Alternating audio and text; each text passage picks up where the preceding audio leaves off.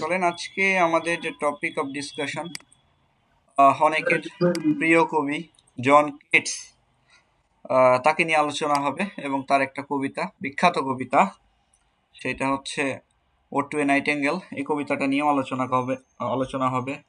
তো আসসালামু আলাইকুম স্যার। ওয়ালাইকুম আসসালাম সাদেক হোসাইন। স্যার ভালো আছেন? এই তো আলহামদুলিল্লাহ, ভালো আছি। স্যার একটা বিষয় ছিল আর কি, যে ই রেজিস্ট্রেশন তো শুরু হয়েছে, সার্কুলারটা কবে আসতে পারে? যেহেতু এই রেজিস্ট্রেশনটা দিয়ে দিছে, সার্কুলারটা ফেব্রুয়ারি শেষের দিকেই হবে। এখন যদি দেশের পরিবেশ পরিস্থিতি মোটামুটি একটু ইয়ে থাকে, ধরে নেন ফেব্রুয়ারি শেষের দিকেই আপনারা এক্সপেক্ট করতে পারেন 100% সার্কুলার আসবে। হ্যাঁ, তো ঠিক আছে, চলেন আমরা আলোচনায় যাই। হ্যাঁ, আজকে অনেক বড় একটা আলোচনা আছে। জন কিটসের বিখ্যাত কবিতা ও টু এ নাইটিঙ্গেল, এটা নিয়ে আমরা আলোচনা করব এবং জন কিটসকে নিয়েও আলোচনা করব। তো আজকে জন কিটস, হ্যাঁ, তার লাইফ ডিউরেশন হচ্ছে 1795 থেকে 1821। 1795 থেকে 1821। তো বয়স এভারেজ গড় করলে 25 বছর হয়, মাত্র 25 বছর। তো যারা অল্প সময় বাজে তাদেরকে বলা হয় ক্ষণজন্মা। হ্যাঁ, তো এই জন্য জন কিটসকেও বলা হয় একজন ক্ষণজন্মা কবি। হ্যাঁ, অল্প সময় বেঁচেছে এবং তাকে বাংলা সাহিত্যে একটা কবির সাথে তুলনা করা হয়। কার সাথে বলতে পারবেন? কোন কবির সাথে? সুকান্ত ভট্টাচার্য। হ্যাঁ, ভেরি গুড, সুকান্ত ভট্টাচার্য, তার সাথে তুলনা করা হয়। আচ্ছা আচ্ছা, তো জন কিটস, তার লাইফ ডিউরেশন 1795 থেকে 1821 এবং তাকে বলা হয় সেকেন্ড জেনারেশনের একজন রোমান্টিক পোয়েট। এর আগের ক্লাসে বলে দিয়েছি, সেকেন্ড জেনারেশনে কয়েকজন প্রলিফিক রোমান্টিক পোয়েট আছে, তার মধ্যে পিবি শেলি, লর্ড বাইরন আর হচ্ছে জন কিটস, এরা তিনজন অন্যতম। হ্যাঁ, তো সেকেন্ড জেনারেশন কেন বলা হয়? প্রথম জেনারেশনে, অর্থাৎ যারা এই আন্দোলনটা মুভমেন্টের সাথে ছিল, রোমান্টিক মুভমেন্ট বা যারা গড়ে তুলছে, তাদেরকে বলা হয় ফার্স্ট জেনারেশনের রোমান্টিক পোয়েট। যেমন হচ্ছে উইলিয়াম ব্লেক, রবার্ট সাউদি, তারপরে এস.টি. কোলরিয়াস, উইলিয়াম ওয়ার্ডসওয়ার্থ, এরা। আর সেকেন্ড জেনারেশন হচ্ছে, এরাও ওই প্রকৃতিকে নিয়েই লিখছে, তবে এদের মানে রাইটিং স্টাইলটা ফার্স্ট জেনারেশনের থেকে একটু আলাদা ছিল। এরা আরো বেশি ডিপ, প্রকৃতিকে আরো ডিপলি আরো এক্সপ্লোর করছে, প্রকৃতির বিষয়গুলোকে। হ্যাঁ, তো এদেরকে বলা হয় হচ্ছে সেকেন্ড জেনারেশন রোমান্টিক পোয়েট। তো এখান থেকে এগুলো জাস্ট আপনারা পড়ে নেবেন, আপনাদের পিডিএফটা দিয়ে দিব, সমস্যা নেই। আহ, তো এখানে জন কিটসের তার ন্যাশনালিটিটা হচ্ছে ব্রিটিশ, ইংলিশ, সে একজন ইংলিশ পোয়েট। আর তার টাইটেলগুলো মনে রাখেন, এগুলো গুরুত্বপূর্ণ। বিশেষ করে এই পয়েন্টটা আসে যে who's called the poet of beauty বা পোয়েট অফ সেন্সুয়াসনেস, সে হচ্ছে জন কিটস। এখানে এই এমসিকিউটা আসে, গুরুত্বপূর্ণ। হ্যাঁ, এছাড়াও তাকে বলা হয় পোয়েট অফ মিলানকলি, তারপরে দ্য ক্যামিলিয়ন পয়েট, মানে হচ্ছে ক্যামিলিয়ন পয়েট কেন বলা হয় এটাকে, মানে বলতে গিরগিটি কবি কেন, sorry, ক্যামিলিয়ন poet.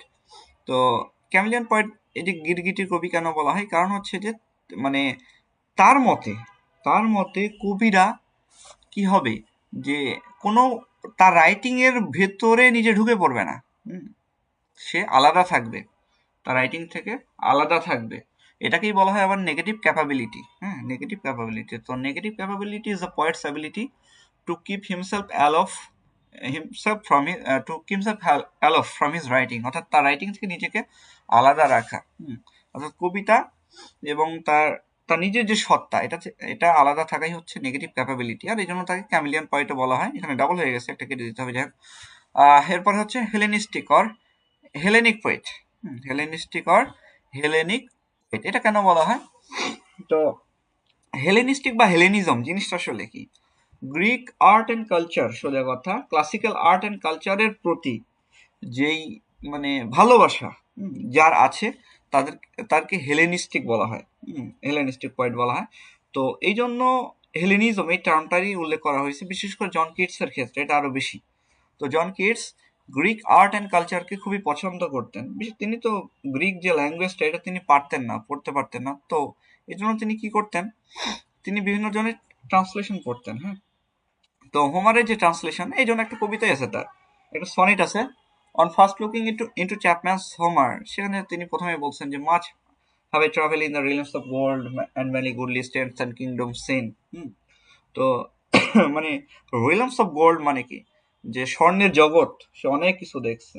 Many goodly states and kingdoms, অনেক রাজত্ব, স্বর্ণের রাজত্ব দেখছে, অনেক গুডলি, অর্থাৎ কি ক্লাসিক্যাল লিটারেচার অনেক কিছু দেখছে। তবে এই যে জর্জ চ্যাপম্যান, সে একজন ইংলিশ রাইটার, অনুবাদক মূলত, ট্রান্সলেটর।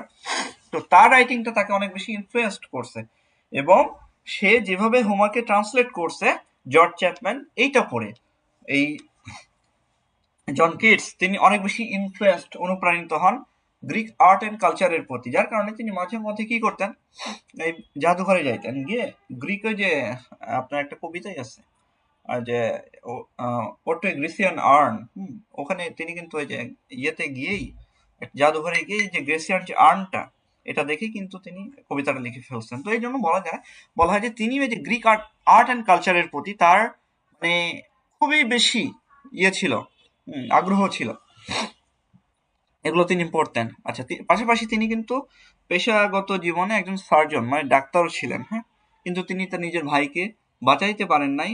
টম, যার নাম হচ্ছে টম, টিউবারকুলোসিসে আক্রান্ত হয়ে সে মারা যায়। আচ্ছা, এর পরবর্তীতে সেন্সুয়াসনেস বিষয়টা কি, তাকে পড়তে গেলে আমাদের কয়েকটা টার্ম জানা লাগবে। সেন্সুয়াসনেস, নেগেটিভ ক্যাপাবিলিটি, হ্যাঁ, তারপরে হেলেনিজম, এই কয়েকটা জিনিস, স্কেপিজম, এই জিনিসগুলো জানা প্রয়োজন। তো শুরুতে আমরা সেন্সুয়াসনেস একটু দেখি। সেন্সুয়াসনেস মানে হচ্ছে পাঁচটা সেন্স, আমাদের যে পাঁচটা ইন্দ্রিয় আছে, সেই পাঁচটা ইন্দ্রিয় দিয়ে আমরা ফিল করব। মানে তিনি এমনভাবে লিখবেন যে আমাদের পাঁচটা ইন্দ্রিয় কি কি, সাইট, টাচ, টেস্ট, তারপর হচ্ছে সাউন্ড, এগুলোই। তো এই যে পাঁচটা যে আমাদের সেন্স, এই পঞ্চ ইন্দ্রিয় দিয়ে আমরা ফিল করব তার ওয়ার্ডগুলো এতটাই জীবন্ত অনুভব হবে যে আমাদের চোখের সামনে ছবি তৈরি হবে, আমরা মনে হবে যে আমরা কান দিয়ে শুনতে পাচ্ছি বা চোখ দিয়ে দেখতে পাচ্ছি। এটা মনের চোখ, মনের কান, হ্যাঁ, অন্য কিছুই নয়। তো এভাবে আমাদের যে সেন্স, এটাকে অ্যাপিল করবে। তো এটাই হচ্ছে সেন্সুয়াসনেস। হেলেনিজম মানে কি, যে গ্রিক আর্ট অ্যান্ড কালচারের প্রতি আগ্রহ, যেটা আগে বললাম। নেগেটিভ ক্যাপাবিলিটি মানে মানে এখানে দুইটা বিষয় আসে, সেটা হচ্ছে যে কোনো কিছু যে অনিশ্চয়তা বা সন্দেহ, এগুলো মেনে নিয়ে চলা, পাশাপাশি নিজের রাইটিং থেকে নিজেকে আলাদা রাখার যে সক্ষমতা, সেটা হচ্ছে নেগেটিভ ক্যাপাবিলিটি। আচ্ছা, আর এর পরবর্তীতে স্কেপিজম মানে কি, স্কেপিজম মানে হচ্ছে কি himself aloof from his sorrow escapism মানে হচ্ছে যে পৃথিবী, পার্থিব যে দুঃখ কষ্ট, এগুলো থেকে মানে ইমাজিনারি ওয়ার্ল্ডের মধ্যে চলে যাওয়া, মানে পালানো, সোজা কথা পলায়নবাদ। স্কেপিজম মানে হচ্ছে পলায়নবাদ।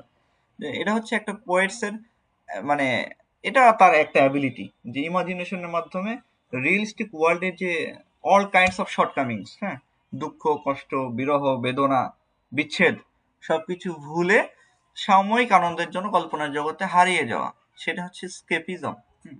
আচ্ছা, তার তাকে বলা হয় পয়েন্ট অফ বিউটি, এবং তার একটা বিখ্যাত লাইন আছে, a thing of beauty is a joy for ever. এটা কোন কবিতা লাইন বলতে পারবেন? এটা এমসিকিউ হিসেবে আসে, এ থিং অফ বিউটি, এবং ইভেন এটা ভাইভাতেও ধরছে এই প্রশ্নটা, যে জন কিটসের একটা বিখ্যাত লাইন আছে, a thing of beauty, Endymion. Endymion, Endymion, Endymion কে? Who is Endymion? এনিওয়ান? কোনো আইডিয়া আছে? এন্ডিমিয়ন, ঠিক আছে, এটা ঠিক, a thing of beauty is a joy for ever. তো এন্ডিমিয়ন এর কাহিনীটা কি? এন্ডিমিয়ন এটা হচ্ছে মূলত গ্রিক যে একটা ক্যারেক্টার, হ্যাঁ, সে একটা রাখাল ছিল এন্ডিমিয়ন, সোজা কথা। তো চাঁদের যে দেবী সেলেন, হ্যাঁ, সে তাকে পছন্দ করত, খুবই পছন্দ করত, এবং প্রতিদিন রাতে যখন এন্ডিমিয়ন ঘুমায় যাইতো, তখন সেলেন তার পাশে আসতো এবং তাকে দেখতো। হ্যাঁ, তো এটাই হচ্ছে এন্ডিমিয়ন। তো পরবর্তীতে কি হয়, এই যে সেলেন, সে তারও পিতা হচ্ছে জিউস, সে তার পিতার কাছে প্রার্থনা করে যে এন্ডিমিয়নকে তুমি চিরযৌবন দাও।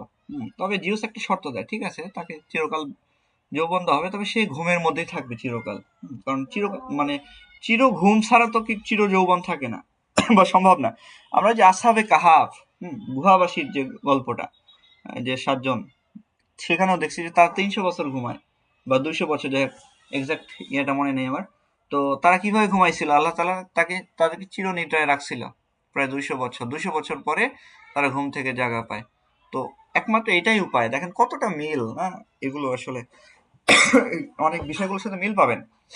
তো এনডিমিয়ন তার পরবর্তী থেকে এটা জিনিসটা গ্র্যান্ট করে সেলেন। তো গ্র্যান্ট করার পরে যে ঠিক আছে, তবুও তাকে আপনি বাঁচায় রাখেন, কারণ তাকে আমার আজীবন দরকার। তো পরবর্তীতে যাই হোক, মানে বিভিন্ন অনুযায়ী, আহ, তো বিভিন্ন মতভেদ অনুযায়ী আছে যে তাদের 50 জন কন্যা হয়েছে।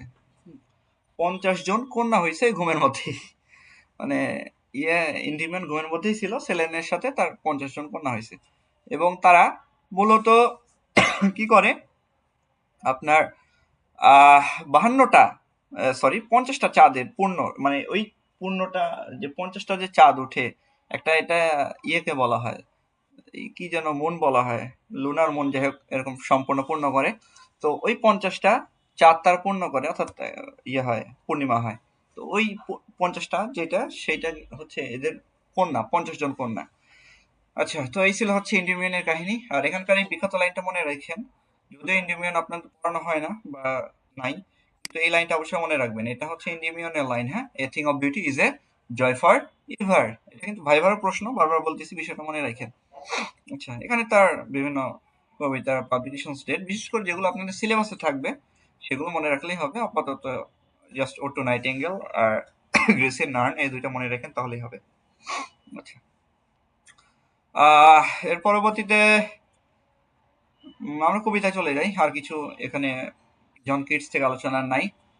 কবিতা ওটো নাইটিঙ্গেল, অনেক বিখ্যাত একটা কবিতা। নাইটিঙ্গেল কি, ওট কি? ওট হচ্ছে lyrical poem that starts with someone's praise or agony and ends with consolation. এটা হচ্ছে একটা লিরিক্যাল কবিতা, যা হচ্ছে, যেটা কিনা শুরু হয় কারো মনের দুঃখ, রোগ, শোক, ক্ষোভ বা কারো প্রেইজ দিয়ে, এন্ড এন্ডস উইথ কনসোলেশন, এবং সান্ত্বনা দিয়ে শেষ হয়। তো এখানে আমরা দেখি যে প্রেইজ, এখানে কার প্রেইজ হয়? আপনার নাইটিঙ্গেল পাখির। নাইটিঙ্গেল হচ্ছে গানের পাখি, বুলবুলি পাখি। তো তার প্রেইজ দিয়ে শুরু হয় যে তার নাইটিঙ্গেলের জগতে কোনো দুঃখ নাই, ফেভার নাই, ফ্রেট নাই। তো এগুলো সবকিছু থেকে, অল কাইন্ডস অফ শর্টকামিংস, হ্যাঁ, এগুলো সবকিছু থেকে আলাদা। তো তার পরবর্তীতে কি হয়, সে জানে যে আসলে নাইটিঙ্গেলের জগতে সে সে সাময়িক কল্পনার মাধ্যমে চলে যায়। এবং এই যে রাইটার আমাদের জন কিটস, সে কিন্তু অত্যন্ত কল্পনা প্রবণ ছিলেন। হ্যাঁ, তার একটা বিখ্যাত কবিতা আছে, ও টু সাইকি। এখানে এটা পড়লে বোঝা যায় যে তিনি মনের মন্দিরে, সাইকির জন্য মন্দির মানে মন্দির তৈরি করে ফেলছেন মনের ভেতরে, এমন একটা অবস্থা। সাইকিও একটা গডেস, সে পরবর্তীতে গডেস হয় অ্যাট লাস্ট। ওই স্টোরিতে আমরা না যাই। তো নাইটিঙ্গেলকে সে আইডিয়ালাইজ করছে যে তোমার জীবনে কোনো দুঃখ নাই, কষ্ট নাই, তুমি free, you are free from all kinds of shortcomings. সকল দুঃখ, কষ্ট, বেদনা থেকে তুমি, বিরহ থেকে তুমি কি মুক্ত। কিন্তু ওই যে দাও was not born for death immortal bird, যে তুমি মৃত্যুর জন্য জন্মাওনি, ইমোর্টাল বার্ড, এরকম লাইনও আছে এখানে। তো তারপরে কবি বুঝতে পারছে না, হুম আমাকে কল্পনার জগতে আসলে বেশিক্ষণ না, ওই যে forlorn the world is like a bell, এরকম একটা লাইন আছে। তো পার্সন, মানে বাস্তবিক যে জগৎ, সেখানে সে ফিরে আসে। জন কিটস সে বুঝতে পারে যে না, আমি যতই কল্পনার জগতে যাই না কেন, এটা দীর্ঘস্থায়ী কোনো সমাধান নয়, বরং আমাকে কোথায় ফিরে আসতে হবে, রিয়েলিস্টিক পৃথিবীতে ফিরে আসতেই হবে। তো স্কেপিজমের মাধ্যমে তিনি এখানে তিনি চলে গেছেন কোথায়, কল্পনার জগতে। বাট তিনি বুঝতে পারছেন যে না, এটা দীর্ঘস্থায়ী নয়, এটা কি হয়ে যায় এক সময় এটা শেষ হয়ে যায়, এবং আমাদেরকে ফিরে আসতে হয় সেই মনুষ্য পৃথিবীতে। আচ্ছা, তো এর পরবর্তীতে আমরা এখানে কি ফ্যাক্টস দেখেন, কি কি আছে। ওটে নাইটিঙ্গেল, এটা টোটাল 80টা লাইন, 8টা stanza. Horatian ode, Horatian ode, ode হচ্ছে 3 প্রকার: Pindaric ode, Spenserian ode, sorry এটা হরিশিয়া, মেইনলি হচ্ছে আপনার 3 প্রকার, হ্যাঁ, পিন্ডারিয়ান, হরিশিয়ান, আর হচ্ছে শেক্সপিয়ারিয়ান। স্পেন্সারিয়ানও আছে। তো হরিশ, এটা সে একজন রাইটার, তো তার মতো করে এটা ইয়েটা একটু আলাদা। রাইম স্কিমটাও আলাদা, তবে প্রত্যেকটা সরি এখানে একটু ভুল হইলো আমার, ওর্ড ওইটাই সনেটের মতো করে বলে ফেলছি। ওর্ড ওইরকম না, এটা হরেশিয়ান ওর্ড। হোরেস একজন রাইটার, ইতালিয়ান রাইটার। তো তার এখানে একটা রাইম স্কিম, মানে এগুলো মূলত কিভাবে আইডেন্টিফাই হয়, যে রাইম স্কিম দিয়ে, হ্যাঁ, যে সে সে কেমন রাইম স্কিম ফলো করে। তো আমি যদি ওটো নাইটিঙ্গেলের দিকে তাকাই, তাহলে ওটা রাইম স্কিমটা মোটামুটি এমন, হ্যাঁ, যে এবি এবি সিডি সিডি এমন রাইম স্কিমে এটা ফলো করছে। আচ্ছা, পয়েন্ট অফ ভিউ, এটা ফার্স্ট পার্সন, বুলবুলির অভিজ্ঞতা সে দেখছে, ইয়ে করছে, এখান থেকে লেখা। টাইম সেটিংটা হচ্ছে স্প্রিং টাইম, আর প্লেস সেটিংটা হচ্ছে গার্ডেন অফ স্প্যানিশার ইন, হ্যাঁ, ইন হ্যামস্টেন লন্ডন। হ্যামস্টেন এটা মনে রাখেন, এটা মানে তার বন্ধুর বাড়িতে এটা। আচ্ছা, কি নোটস এখানে উল্লেখ করা আছে, নেগেটিভ ক্যাপাবিলিটি, এগুলো আমরা আলোচনা করছি আগে, হ্যাঁ, তো এই জন্য আর এটা আলোচনা করলাম না। ব্যাকগ্রাউন্ডটা জানা প্রয়োজন। আসলে প্রত্যেকটা সাহিত্যকর্ম রাইটার লিখে এর পেছনে একটা কারণ থাকে, কেন লিখে, বা এটার একটা অনুপ্রেরণা থাকে, তো ওইটাই হচ্ছে আপনার ব্যাকগ্রাউন্ড স্টোরি। তো আমরা যদি জন কিটসের এই কবিতা যদি আহ মানে কয়েকটা কারণ আছে, এবং সেগুলো লাইনগুলোতেও পাওয়া যায়। নাম্বার ওয়ান হচ্ছে 1818 সালে তার যে ভাই, জন কিটস একজন চিকিৎসক হওয়া সত্ত্বেও তার ভাই টম তাকে বাঁচাইতে পারে নাই। তার বাবা মারা গেছে, তার মা মারা গেছে যক্ষ্মায়। পরবর্তীতে 1818 সালে যাকে কিনা খুব ভালোবাসতো জন কিটস, তার ছোট ভাই টম, সেও মারা গেছে। তো এই যে মারা যাওয়ার পরে এই যে লাইনটা ওই যে এখানে দিচ্ছেন, যে হোয়ার ইউথ গ্রোস পেল, স্পেকট্রেটিন অ্যান্ড ডাইস, এরকম লাইন তিনি কিন্তু উল্লেখ করছেন এই কবিতায়। তার ভাই কিন্তু মারা গেছে। আচ্ছা, এটা একটা কারণ। দ্বিতীয়ত হচ্ছে ফ্যানি ব্রাউন। তো তার গার্লফ্রেন্ড ছিল ফ্যানি ব্রাউন, হ্যাঁ, এবং তার প্রতিবেশী ছিল, তার সাথে তার একটা সম্পর্ক ছিল। তো কিন্তু জন কিটস এর সমস্যা ছিল শারীরিকভাবে সিক, অলওয়েজ সিক থাকতো, দুর্বল এবং ক্ষীণ দেহ তার ছিল সবসময়। পাশাপাশি তার যে আর্থিক অবস্থা এটা ভালো ছিল না, ফ্যামিলিয়াল কন্ডিশন যথেষ্ট খারাপ, নাজুক। তো এই কারণে ফ্যানি ব্রাউন তাকে ছেড়ে চলে যায়, হ্যাঁ। বর্তমান যুগে যেমন গোল্ড ডিগার এসব মেয়েদেরকে বলা হয়, তো ফ্যানি ব্রাউন ছিল ওইরকম। তো এই জন্য সে এই দুঃখটা প্রকাশ করে, এই জিনিসটা মূলত ইনফ্লুয়েন্স করে তার এই কবিতাটা লিখতে, যে ওই নাইটিঙ্গেলের জগতে এরকম কোনো ইয়ে নাই, মানে কেউ কাউকে ছেড়ে যাওয়া, বিচ্ছেদ এরকম নাই। আচ্ছা, সবচেয়ে বড় ইনফ্লুয়েন্স যেটা, সেটা ছিল এই যে এইটা, স্প্যানিশ ইয়ার্ড ইন এর বাগান, এইটা, হ্যাঁ। তো জন কিটস লন্ডনের এই যে স্প্যানিশ ইয়ার্ড ইন, হ্যাঁ, তো এইখানে এই জায়গাটা একটা সরাইখানা, একটা হোটেলের মতো। তো বাগানে সে বুলবুলি গান শুনেছিল, সেখানে তার বন্ধু যে চার্লস ব্রাউন তাকে এই যে বুলবুলির যে গানটা, এটা সে শোনার পরে ওখানেই ছিল, তার বন্ধুর সাথে ছিল। তো ওই বুলবুলিটা একটা গাছের আড়ালে ছিল, তো গাছের পাতার মধ্যে ছিল। তো এত সুন্দর, মানে বড়ই গাছটা ছিল, গাছটা ছিল হচ্ছে বড়ই গাছ, মানে এত সুন্দর গান। মানে বিষয় হয় না, যে প্রকৃতির কোনো একটা দৃশ্য আমাদেরকে খুব হঠাৎ করে ভালো লেগে যায়, বা কোনো একটা সুর মানে খুব আমাদেরকে মগ্ন করে ফেলে, আমাদের হৃদয়ে একটা দীর্ঘস্থায়ী একটা প্রভাব ফেলে, বা ওই সময়টা আমরা দীর্ঘক্ষণ বিষয় সময় ধরে আমরা উপভোগ করি। তো জিনিসটা এমনই, ওই জিনিসটা বুলবুলির গানটা, নাইটিঙ্গেল পাখির গানটা তার একদম মানে হৃদয়ে গেঁথে যায়, এবং তিনি কয়েক ঘন্টা বসে ওই জায়গাতে শোনেন।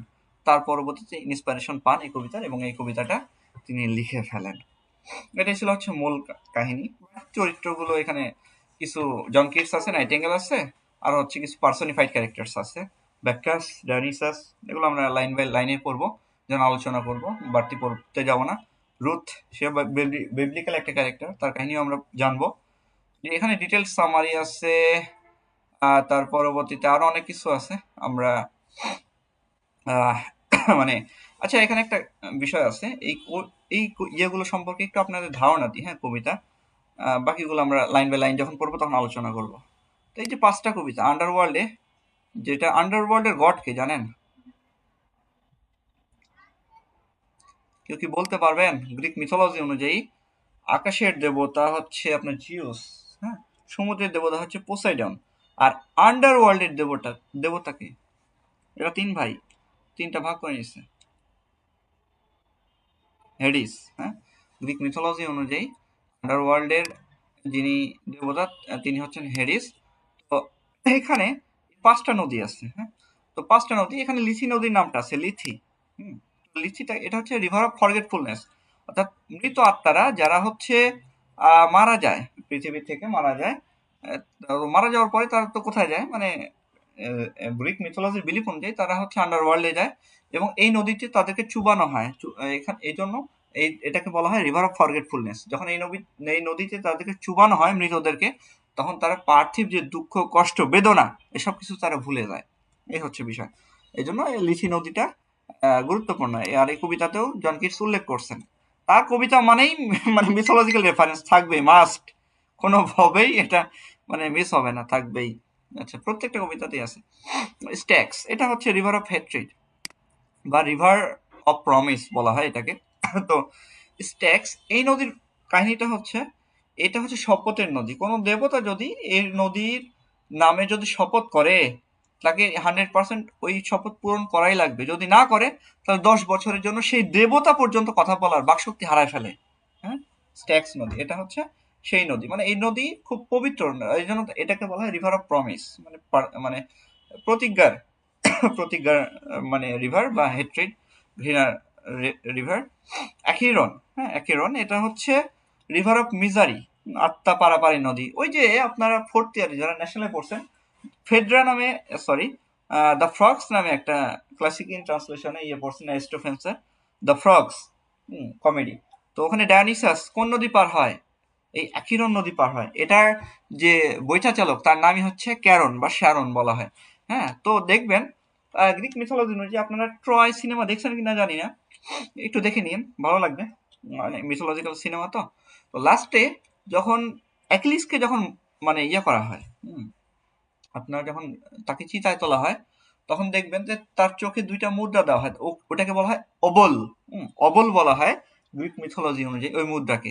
তো এই মুদ্রা লাগতো হচ্ছে এই নদীটা পার হইতে, অর্থাৎ শ্যারন, যে কিনা হচ্ছে এই অ্যাকিরন নদী পার করাইতো মৃতদের আত্মাদেরকে, তাকেও কিন্তু এখানে ওই টাকা দিতে হইতো, মুদ্রা দিতে হইতো। তাছাড়া কিন্তু এই শ্যারন কিন্তু পার করতো না বোটে করে, তার বোটে করে। হ্যাঁ, তো এইটা কোন নদী? অ্যাকিরন নদী, হ্যাঁ, আত্মাপারাপারের নদী। আর এই আত্মাপারাপার কি করতো? শ্যারন করতো। আচ্ছা, ককিটাস এটা রিভার অফ ল্যামেন্টেশন। মানে বিষয়টা হচ্ছে যেই আত্মাগুলো প্রপার বারিয়াল পাইতো না, মানে গ্রিক মিথোলজিতে যে মৃত্যুর পরে বারিয়ালটা, যে শেষকৃত্য যেটা, এটাকে খুব প্রাধান্য দেওয়া হইতো। যেই আত্মাগুলো এই বারিয়ালটা পাইতো না, তারা এই মানে নদীর তীরে এসে তারা বিলাপ করতো, যে ইয়ে করতাম। আচ্ছা, আচ্ছা, প্ল্যাগিয়েথন, হ্যাঁ, ফ্লিজিথন এরকম বলা হয়, ফ্লিজিথন। তো ফ্লিজিথন হচ্ছে রিভার অফ ফায়ার, এটা হচ্ছে আগুনের নদী। এই যে পৃথিবীতে যারা অন্য মানুষকে জ্বালাইছে, দুঃখ কষ্ট দিছে, তো এদেরকে শাস্তি দেওয়ার জন্য এই নদীতে ফেলানো হয়তো। আগুনের নদী বা শাস্তির নদী। এই ছিল হচ্ছে আন্ডারওয়ার্ল্ডের 5টা নদী। তাই আপনারা মনে রাখেন, লিথি, হ্যাঁ, এটা গুরুত্বপূর্ণ এই কবিতা অনুযায়ী। লিথি হচ্ছে রিভার অফ ফরগেটফুলনেস। এখন আমরা চলে যাব হচ্ছে কবিতাটার লাইন বাই লাইন অ্যানালাইসিসে। হ্যাঁ, অনেক বড় কবিতা, চলেন আমরা শুরু করি, আর দেরি করা উচিত হবে না। আর মোটামুটি 80 লাইন। তো to a nightingale by John Keats. তো কি বলতেছে দেখেন। আচ্ছা, আর একটু বড় করি, তাহলে আপনাদের জন্য সুবিধা হবে। আচ্ছা, my heart aches and drowsy in numbness pains, যে আমার হৃদয়, এক্স এক্স মানে কি, যে ব্যথা অনুভব করতেছে, হ্যাঁ ব্যথা অনুভব হচ্ছে। And a drowsy numbness pains, এবং ড্রাউজি নামনেস মানে হচ্ছে তন্দ্রাচ্ছন্ন একটা অবস্থা। হ্যাঁ, তাকে কি করতেছে? নামনেস পেইনস মানে কি, যে যন্ত্রণা দিচ্ছে, অনেক অনেক যন্ত্রণা দিচ্ছে। অর্থাৎ কবি শুরুতে বলতেছেন যে তিনি এমন একটা অবস্থায় আছেন, তার হৃদয়টা এখন ব্যথায় পরিপূর্ণ।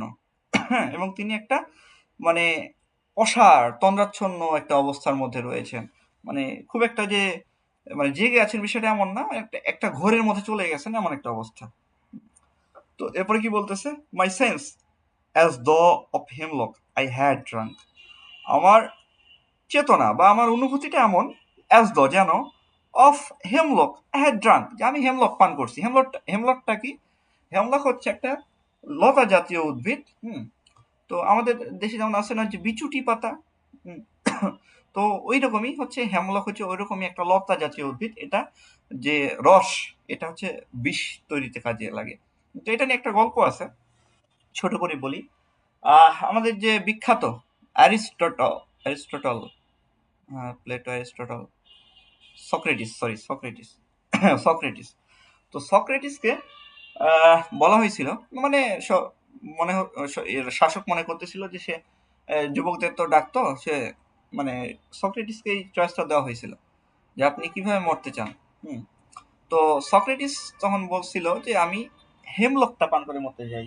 অনেকেই তো অনেকভাবে মরে বা বিষয়টা আমি প্রত্যক্ষ ভাবে দেখছি, বাট হেমলক খাইলে মানুষ কিভাবে মরে এই জিনিসটা আমি দেখি নাই। তো এই জন্য তাকে ইচ্ছা মৃত্যু দেওয়া হয়েছিল যে আপনি তো মারা যাবেন অবশ্যই, আপনি যুবকদের মাথা খারাপ করে দিচ্ছেন। হ্যাঁ, রাষ্ট্রের বিরুদ্ধে রাষ্ট্রদ্রোহিতার মামলা হয়েছিল তার বিরুদ্ধে আর কি। তো পরবর্তীতে তিনি বলছেন ঠিক আছে, আমাকে যেহেতু মারা যাইতে হবে, আমি হেমলকটা খেয়ে মরতে চাই। তো এই জন্য ওই গ্রিক, দেখেন ওই গ্রিক আর্ট অ্যান্ড কালচার নিয়ে এসছে ওই অ্যালুশন, এটাকে বলা হয় অ্যালুশন। অ্যালুশনটা কয়েক রকমের হয়, হ্যাঁ। যেমন হচ্ছে ক্লাসিক্যাল অ্যালুশন, ক্লাসিক্যাল মানে কি Greek and Roman art and culture থেকে নেওয়া। রিলিজিয়াস অ্যালুশন অর্থাৎ ধর্মীয় কোনো ব্যক্তিবর্গ থেকে। তারপরে হচ্ছে ক্রিস্টিয়ান অ্যালুশন, অর্থাৎ খ্রিস্টান ধর্মবিলি অনুযায়ী। তারপরে আপনার বিবলিক্যাল অ্যালুশন, বাইবেল থেকে, এরকম বিভিন্ন ধরনের অ্যালুশন হইতে পারে। আচ্ছা, অর্থাৎ অ্যালুশন মানে কি কোনো বিখ্যাত ব্যক্তি, ঘটনা বা কোনো জায়গা রেফারেন্স দেওয়াটাই হচ্ছে অ্যালুশন, পূর্বের গুলোর, হ্যাঁ। আচ্ছা, এরপর কি বলতেছে, oriented some dull opiate to the drains, অথবা oriented or মানে অথবা emptied some dull opiate to the drains, যে অথবা আমি যেন কোনো কি যে এই যে অপিয়েট মানে কি, যে আফিম বা মাদক শেষ করে যে ড্রেনে দিকে ঢেলে দিয়েছি, মানে সে এটা মনে করতেছে যে তার এমন একটা অবস্থা মনে হচ্ছে যে সে কি করতেছে, যে আফিমের মতো কোনো কিছু একটা কি সে কি করছে, পান করছে, করে ওইভাবে মানে শেষ করে দিয়ে এটা ড্রেনে ঢেলে দিয়েছে এমন একটা অবস্থা। আচ্ছা, যা তাকে একদম নেশাগ্রস্ত করে তুলতেছে। অর্থাৎ সে শুরুতে কিন্তু এই যে নামনেস, হ্যাঁ, ড্রাউজি নামনেস মানে কি তন্দ্রাচ্ছন্ন একটা অবস্থার মধ্যে শুরু থেকেই আছে কবি কিন্তু। 1 মিনিট পাস্ট, 1 মিনিট পার হয়ে গেছে, হ্যাঁ। অ্যান্ড লিথি ওয়ার্স হ্যাড সাঙ্ক, এবং কি লিথির দিকে কি ডুবে গিয়েছি। অর্থাৎ এখানে যে লিথি হচ্ছে কি ওই রিভার অফ ফরগেটফুলনেস। তো কবি বলতে যাচ্ছেন যে তিনি মূলত পাখির যে গানটা এটা শোনার 1 মিনিট পরেই তিনি এই সামগ্রিক এই যে পার্থিব জগৎ এটা থেকে তিনি আলাদা হয়ে গেছেন। তিনি কোথায় চলে গেছেন, ওই নাইটেঙ্গেলের ওয়ার্ল্ডে চলে গেছেন, এবং তার এমন মনে হচ্ছে যে তিনি কি লিথির পানিটাও কি করে ফেলছেন, তিনি ওখানে তাকে ডুবানো হয়েছে, হ্যাঁ। বা আফিম হয়তো পান করছেন বা হেমলক হয়তো পান করছেন, এমন একটা অবস্থা। অর্থাৎ তার সবকিছু উদাহরণ দিয়ে তিনি বোঝাচ্ছেন তিনি একটা এই পৃথিবীতে আর নাই, পার্থিব জগতে আর নাই, তিনি অন্য জগতে চলে গেছেন। এটা কোন জগৎ, ওই নাইটেঙ্গেলের জগৎ। This is not through envy of thy happy lot, যে এটা তোমার যে সুখী ভাগ্য দেখে হিংসা করার কারণে নয়। হ্যাঁ, মানে তিনি যে এই জগৎ থেকে যে চলে গেছেন, এই যে নামনেস অবস্থা যে চলে গেছেন, এটা মানে তার জগৎ দেখে নয়। হ্যাপিকে যে কার জগৎ, নাইটেঙ্গেলের জগৎ, ওইটা দেখে নয়। But being two happy in thine happiness, বরং তোমার সুখে আমি আরো বেশি অতিরিক্ত সুখী হয়েছি, তার কারণে আমার এমন অবস্থা। অর্থাৎ তিনি বোঝাচ্ছেন যে কবি পাখির যে আনন্দের সাথে নিজেকে এতটাই একীভূত করে ফেলতেছেন যে সেই যে অতিরিক্ত যে সুখ, হ্যাঁ, এক্সেস অফ হ্যাপিনেস যেখানে বলতেছে, যে তার সাথে এখন এটা অসহ্য যন্ত্রণার মতো মনে হচ্ছে। এটি কিটসের একদম গভীর মানে একটা সহমর্মিতার একটা পরিচয় দিচ্ছে। তিনি একটা গভীর একটা অবস্থায় চলে গেছেন। আচ্ছা, দ্যাট দাও লাইট উইডেন্ট ড্রাইড অফ দ্য ট্রিজ, হে দ্যাট দাও যে যে তুমি লাইট উইডেন্ট ড্রাইড অফ দ্য ট্রিজ, যে কি যে বনদেবী, অর্থাৎ এই ড্রাইড বলতে মানে বনদেবী বা গাছের পরীরা এদেরকে বোঝায়, যে গাছের হালকা সেই বনদেবী বা গাছের হালকা মানে পরী। তো এখানেও গ্রিক মিথোলজিক্যাল রেফারেন্স আসছে, ড্রাইড হচ্ছে বনদেবী বা বনের পরীরা, তাদেরকে বোঝায়। তো কবি এখানে পাখিকে সাধারণ পাখি হিসেবে দেখতেছেন না, তিনি একে মানে একটা প্রকৃতির একটা পরী, মানে অপার্থিব ঐশ্বরিক একটা সত্তা হিসেবে তিনি দেখতেছেন, এমন কিছু। আচ্ছা, ইন সাম মেলোডিয়াস প্লট, আচ্ছা কোনো একটা কি সুরময় একটা জায়গায়, হ্যাঁ, সুরময় একটা জগতে, অর্থাৎ এই পাখি জগৎটাই হচ্ছে সুরময়। সে এমন একটা জায়গা আছে যেটা কিনা আরো বেশি সুরেলা, আরো বেশি ভালো। অফ বিচ অ্যান্ড গ্রিন, তুমি কোথায় আছো? বিচ অ্যান্ড গ্রিন মানে কি, মানে বীচ গাছের সবুজ, মানে বিচে এটা একটা গাছ, সবুজ গাছের ছায়া রয়েছে। অ্যান্ড শ্যাডোস নাম্বারনেস, এবং কি মানে শ্যাডোস মানে কি মোটামুটি অন্ধকার, অন্ধকারাচ্ছন্ন জায়গায় অন্ধকারে রয়েছে, অর্থাৎ সে গাছের পাতার মধ্যে রয়েছে আমার একটু বোঝাচ্ছে। Singest of summer in full throat ease, যে তুমি কি করতেছো, সিঙ্গেস্ট অফ সামার মানে কি, সামারে অর্থাৎ এই গ্রীষ্মে তুমি গান গাচ্ছ। অফ ফুল থ্রট ইজ মানে কি, একদম পূর্ণ গলায় অর্থাৎ গলা ছেড়ে দিয়ে তুমি গান গাচ্ছ। কাকে বলতেছে? এই নাইটিঙ্গেল পাখিকে। তো ফার্স্ট স্ট্যান্ডার্ডটার মিনিংটা এমন যে জন কিটস এখানে একটা যে পাখির যে গান, তিনি এক ধরনের বেদনাময়, এই যে গানে এক ধরনের বেদনাময় একটা অসারতা তিনি অনুভব করতেছেন পাখির গান শোনা মাত্রই, যে একটা বেদনা তার ভেতরে কাজ করতেছে। কেন? কারণ কি, যে ওই যে তার জগৎ আর আসলে পাখির জগৎ তো আলাদা, এই কারণে। তো তিনি হেমলক বিষ বা আফিমের মতো নেশার মতো একটা বাস্তব মানে জগৎ থেকে এগুলো মনে হচ্ছে তিনি পার করছেন, বা লিচিতে হয়তো তলিয়ে যেতে চান, এমন একটা অবস্থা তিনি প্রকাশ করতেছেন যে আমি হেমলক খাইতে চাই, বা আমি আমার এমন অবস্থা যে আমি মনে হচ্ছে হেমলক খাইছি, বা হয়তো আফিম পান খাইছি। আর আমি কি, যে আমার এই অবস্থা, আমি লিচিতে তলিয়ে যাইতে চাই, মানে রিভার অফ ফরগেটফুলনেস। তো কেন তলিয়ে যাইতে চান? কারণ তিনি পৃথিবীর দুঃখ কষ্ট, রোগ শোক, অর্থাৎ all kinds of short Cummins, হ্যাঁ, এগুলো তিনি ভুলে যাইতে চান, তিনি এগুলো থেকে মুক্তি চান, সোজা কথা। কারণ তার জীবনটা যদি আমরা স্কেচ করি দেখবো তিনি একদম দুঃখ কষ্টে ভরা। তিনি বাবাকে হারাইছেন, ছোটবেলায় মাকে হারাইছেন, তারপরে তার ভাইকে হারাইছেন, তার গার্লফ্রেন্ড তাকে ছেড়ে গেছে, সারা জীবনের তার ক্ষীণ দেহ তিনি টেনে বেড়াইছেন, তিনি নিজে ডাক্তার হয়েছেন, কিন্তু নিজেকে তিনি কি নিজের জীবনটাই বাঁচাইতে পারেন নাই। অ্যাট লাস্ট তিনি অল্প বয়সে মারা গেছেন। এই যে সারা জীবনের দুঃখ কষ্ট সব তার কবিতার মাধ্যমে প্রকাশ করতেছেন। আচ্ছা, তো তবে তিনি এই যে পাখির যে গান, এটা দেখে তিনি কি ঈর্ষান্বিত নন, বরং পাখির আনন্দে তিনি নিজেকে আরো বেশি তিনি আরো আনন্দিত অনুভব করতেছেন। তার কাছে এই যে বুলবুলি, নাইটেঙ্গেল যে পাখি, এটা শুধুমাত্র পাখি নয়, বরং একটা ঐশ্বরিক একটা সত্তা, হ্যাঁ, যেটা কিনা সবুজ বনের, এই যে সবুজ গাছের বরই গাছ, এটার ভিতরে গ্রীষ্মের মধ্যে একটা বসে গান গাইছে। তো এটাই ছিল হচ্ছে ফার্স্ট স্ট্যান্ডার। আচ্ছা, এর পরবর্তীতে আমরা সেকেন্ড স্ট্যান্ডারটা দেখব। আচ্ছা, তো সেকেন্ড স্ট্যান্ডার কি বলতেছে? O for a draught of vintage that had been, oh মানে কি, ওহ, যে for a draught of vintage, যদি কি এক ঢোক পুরনো মদ পেতাম। ভিন্টেজ মানে হচ্ছে পুরাতন মদ। পুরাতন মদটা কিভাবে তৈরি হয়? অনেক বছর মাটির নিচে থাকার গাজনের ফলে একদম লাল টকটকে যে মদটা তৈরি হয়, হ্যাঁ, এটাকে বলা হয় ভিন্টেজ। হ্যাঁ, এটাকে একদম লাল মদ বলা হয়। তো দ্যাট হ্যাড বিন, যদি এটা, যেটা কিনা কি আছে, সংরক্ষিত আছে, এমন বলতেছে। Cooled a long age in depth earth, যা কিনা দীর্ঘকাল ধরে মাটির নিচে শীতল করা আছে, মানে কি মাটির ভিতরে সংরক্ষণ করা আছে। তো এখানে বলতেছেন এই দুইটা লাইনে যে তিনি যদি এই যে পুরাতন যে মদ, সেটা যদি পাইতেন, যেটা কিনা দীর্ঘকাল ধরে মাটির তলে কি করা আছে, সংরক্ষণ করা আছে। Testing of Flora that the country green, যে যার স্বাদ হবে কি, ফ্লোরা হচ্ছে ফুলের দেবী, হ্যাঁ, তো ফুলের দেবী ফ্লোরা মতো, এবং কি যে সবুজ পল্লীর মতো, যে দ্য কান্ট্রি গ্রিন, সবুজ পল্লীর মতো, এমন অনুভব করতেছেন তিনি। অর্থাৎ এই যে পানীয়, এটা পান করলে কবির যে চোখে প্রাকৃতিক যে রূপ বা স্বাদ, এটা ভেসে উঠবে এমন। তারপর হচ্ছে কি বলতেছে, dance and Provencal song and sunburnt mirth, যে নাচ এবং প্রোভেন্স, মানে এটা হচ্ছে প্রোভেন্স বলতে এখানে ফ্রান্সের যে অঞ্চলটা, দক্ষিণ অঞ্চল প্রোভেন্স, তো ওই অঞ্চলে গান বোঝাচ্ছে, যেটা কিনা অনেক বেশি উৎসব প্রবণ, হ্যাঁ। সানবার্ন মার্থ, এবং হচ্ছে কি যে রোদে পড়া কৃষকদের যে আনন্দ, সেইটা। অর্থাৎ কবি এই লাইনে বোঝাচ্ছেন যে তিনি এখানে কল্পনা করতেছেন, যদি এই মদ তিনি পান করেন, তাহলে তার মনে পড়বে রোদে পড়া কৃষকদের যে উদ্যম নাচ, বিশেষ করে ফ্রান্সের দক্ষিণ অঞ্চলের কৃষকদের যে উদ্যম নাচ, সেটা, এবং তাদের আনন্দের কথা, যেটা কিনা জীবনের যে সজীবতা, এই জিনিসটা তাকে দিবে, এটা সজীবতারই প্রতীক। Oh for a beaker full of warm south, oh দক্ষিণ, এই যে ওয়ার্ম সাউথ মানে কি, দক্ষিণ প্রান্তের উষ্ণতায় ভরা একটি বড় পানপাত্র যদি পেতাম, এমন বলতেছে। ফুল অফ ট্রু দ্য ব্লাশফুল হিপোক্রিন, যে যা কিনা কি, যে অকৃত্রিম সে লাজুক হিপোক্রিন। হিপোক্রিন হচ্ছে একটা ঝর্ণা, জলে পূর্ণ। তো এটাও কিন্তু ক্লাসিক্যাল অ্যালুশন। হিপোক্রিন কি, গ্রিক মিথোলজি অনুযায়ী মিউস আছে 9 জন দেবী, কয়েকজন, এটা হচ্ছে কেউ নাচের, কেউ গানের, কেউ সুরের, এরকম তাল লয়, এগুলো সবই।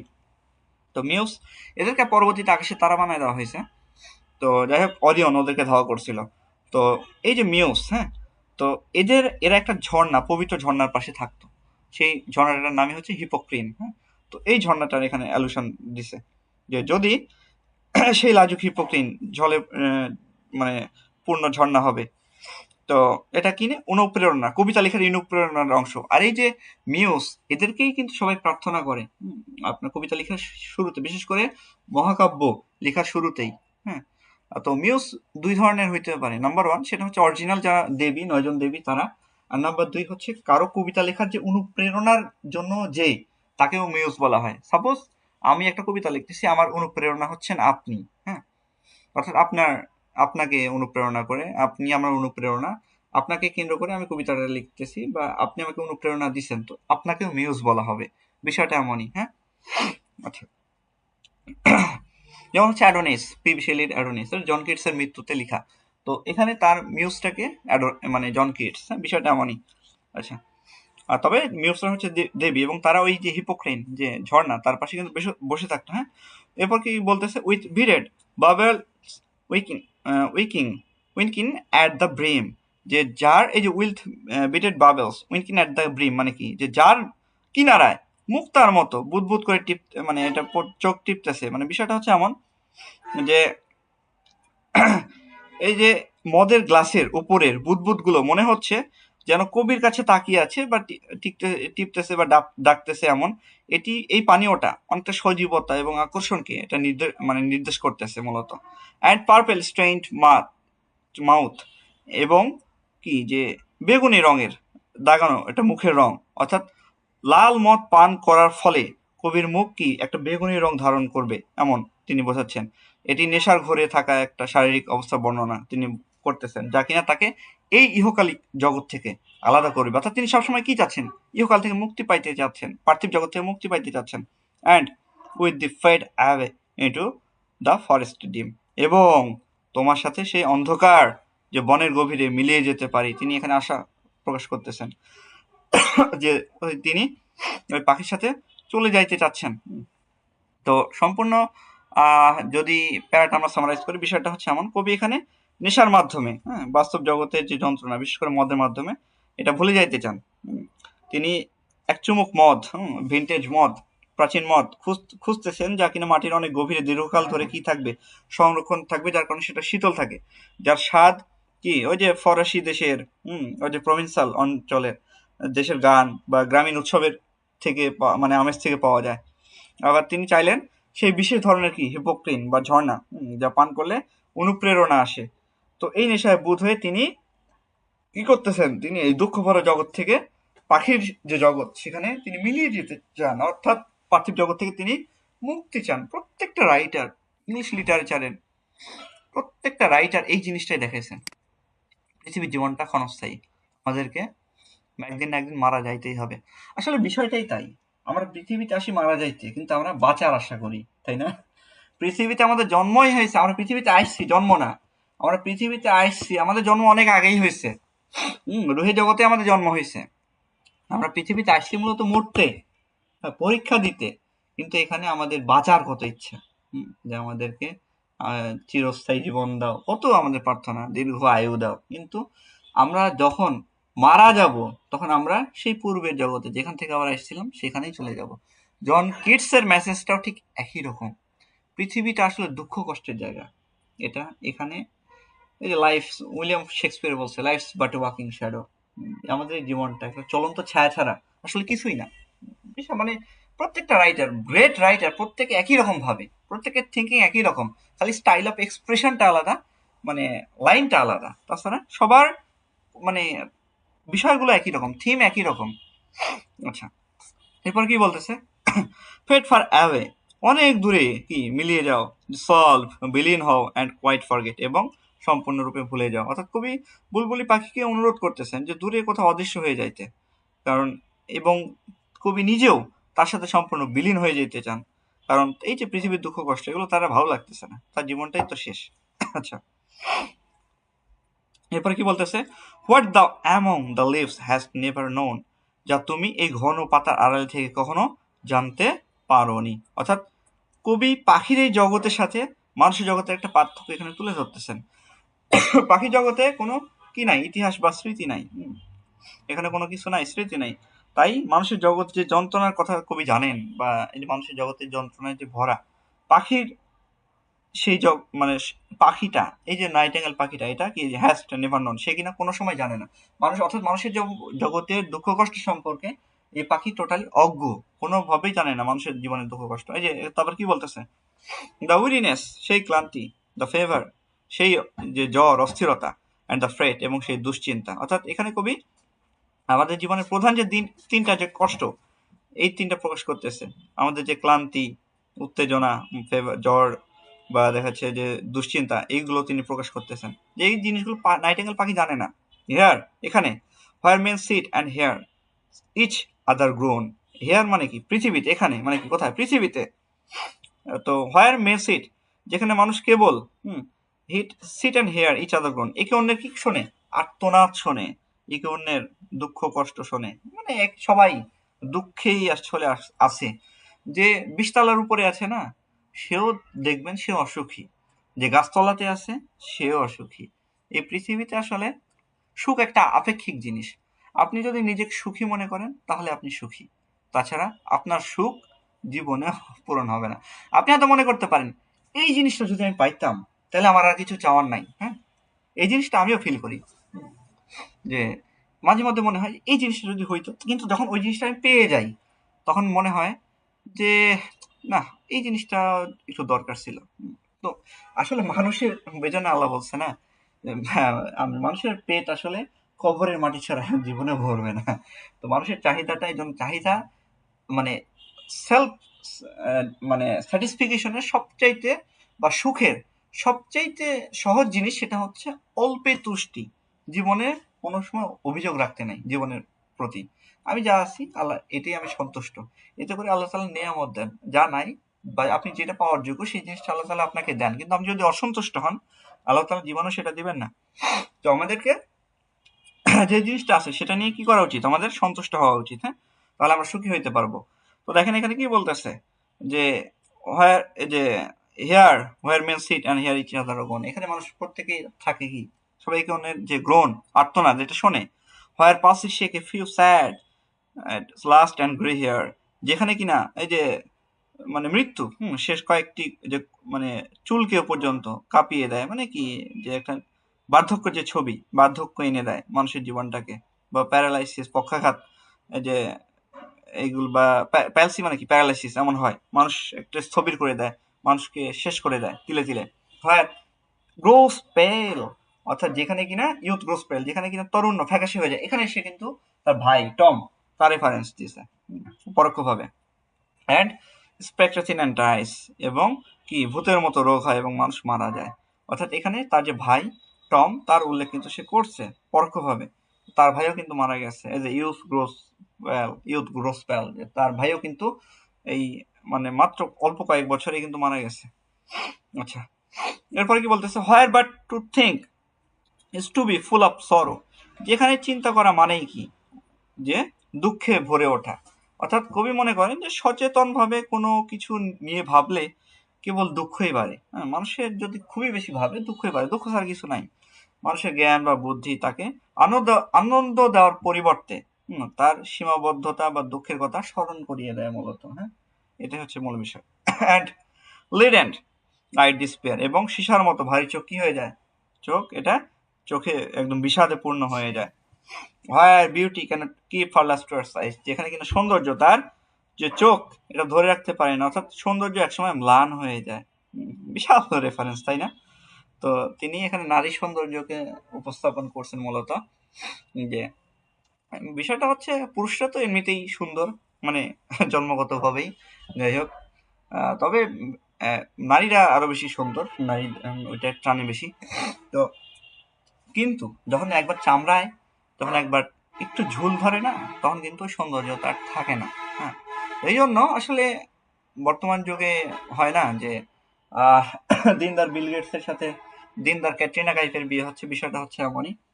তো আমাদের ওই জিনিসটা থেকে ভাবা যাবে না, আমাদেরকে ভাবতে হবে কি মনের দিক থেকে। হ্যাঁ, যে খুব বেশি সৌন্দর্য দিয়ে আসলে সংসার হয় না, খুব বেশি রূপবতী মেয়ের সংসার টেকে না বা হয়ও না। আর বিয়ের পয়সা আসলে এটা আপনার সবাই অনেক আপনার সবাই মানে অ্যাডাল্ট সবাই জানেন, অনেকেই ম্যারিড আছেন, অনেকে বাচ্চা সন্তানের বাবা মা আছেন, জানেন যে আসলে সংসারটা কেমন, বা সংসারে আসলে একটা ধর্মের মতো, হ্যাঁ, যেটা কিনা পালন করা খুব টাফ। ছেলেরা, ম্যাক্সিমাম ছেলেরা বিয়ের পরে কি হইতে চায়, সন্ন্যাসী হইতে চায়, হ্যাঁ, কিন্তু মানে এই জিনিসটা আসলে মুখে প্রকাশ করে না, তাই বিষয়টা এমনই।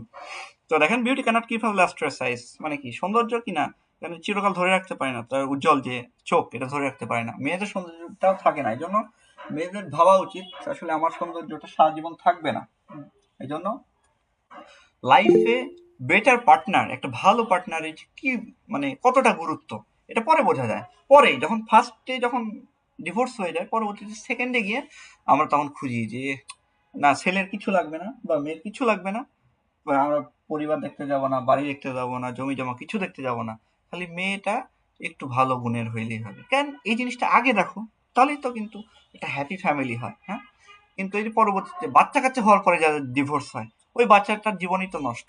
তো যাই হোক, এগুলো আসলে আমাদের টিচ করে, হ্যাঁ, ইন্টারনালি অনেক কিছু আমাদের শেখায়। এগুলো আসলে এই জন্য আমি বলি যে লিটারেচার আর জন কিটসের প্রত্যেকটা কবিতা এমনই, প্রচুর রেফারেন্স দিবে আপনাদেরকে। জাস্ট কিন্তু আপনি যদি সুপারফিশিয়াল উপর উপর যদি পড়ে যান তাহলে বুঝতে পারবেন না, বাট এটা যদি আপনি লিটারারি মিনিংটা যদি বার করেন তাহলে অনেক কিছু শিখতে পারবেন। আচ্ছা, তো এরপরে কি বলতেছে যে away away I will fly to the, উড়ে যাব উড়ে যাব, হুম, দূরে দূরে, হ্যাঁ, I will fly to the, আমি তোমার কাছে উড়ে যাব। অর্থাৎ কার কাছে উড়ে যাবে কবি? জন কিটস ওই নাইটেঙ্গেলের কাছে। নট চ্যারিয়ট বাই ব্যাকাস, ব্যাকাস বাক্কাস বলা হয় অ্যান্ড হিজ বার্ডস, যে চ্যারিয়টে করে নয়, রথে করে নয়, কার? ব্যাকাস। ব্যাকাসকে, এটা হচ্ছে রোমান নাম, তো তার যে গ্রিক নেম সেটা হচ্ছে ডায়োনিসাস।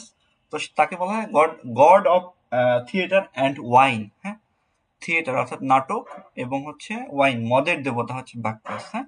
তো তার রথ ছিল হচ্ছে চিতাবাঘ, এগুলো তার রথ টানতো। তো তার চ্যারিয়টে করে আমি যাব না তোমার দেশে, অর্থাৎ জন কিটস কার দেশে উড়ে যাবে? ওই নাইটেঙ্গেলের জগতে, নাইটেঙ্গেলের দেশে উড়ে যাবে, যেখানে কিনা কোনো দুঃখ নাই, কষ্ট নাই। সেখানে কোথায় করে যাবে না সে? ওই ব্যাক্কাসের অর্থাৎ ডায়োনিসাসের রথে করে যাবে না, ডায়োনিসাসের চিতার রথে যাবে না, but on the viewless wings of poesy, মানে পোয়েজি মানে হচ্ছে পোয়েট্রি। তো আমি কি যে ডানাহীন কবিতার যে রথ সেইটা করে আমি যাবো, অর্থাৎ কবিতা কল্পনা শক্তির মাধ্যমে তিনি চলে যাবেন কোথায়? নাইটেঙ্গেলের পৃথিবীতে। আচ্ছা, এরপরে কি বলতেছে? দ্য ডাল ব্রেইন পারপ্লেক্সেস অ্যান্ড রিটার্ডস, যে যদিও সেই যে একদম যে থেমে যাওয়া মস্তিষ্ক, বা স্থবির মস্তিষ্ক বিভ্রান্ত করে এবং গতি কমিয়ে দেয়, অর্থাৎ কবিতার কল্পনার সর্বোচ্চ পর্যায়ে পৌঁছাতে চান, তখন কিনা তার যে জাগতিক এবং যে যুক্তি নির্ভর যে মস্তিষ্ক, বা তার যে পার্থিব যে মস্তিষ্ক, এই জিনিসটা তাকে বাধা দেয়, তার জন্য বাধা হয়ে দাঁড়ায় কল্পনার, কিন্তু তিনি সর্বোচ্চ পর্যায়ে তিনি পৌঁছাতে চান। Already with the tender is the night, এখনই তোমার সাথে আছি, রাতটি বড়ই কোমল, অর্থাৎ হঠাৎ করে কবি কি মানে কল্পনা করতে কি হন, এটা সফল হচ্ছেন এবং তিনি অনুভব করতেছেন তিনি মানসিকভাবে, ফিজিক্যালি না, মানসিকভাবে কার সাথে আছেন? কবির সাথে, সরি, পাখির সাথে আছেন, পাখির জগতে তিনি পৌঁছে গেছেন এবং তিনি কল্পনা করতেছেন এটা একটা রাত, এবং রাতটা অনেক বেশি টেন্ডার, অনেক বেশি কোমল।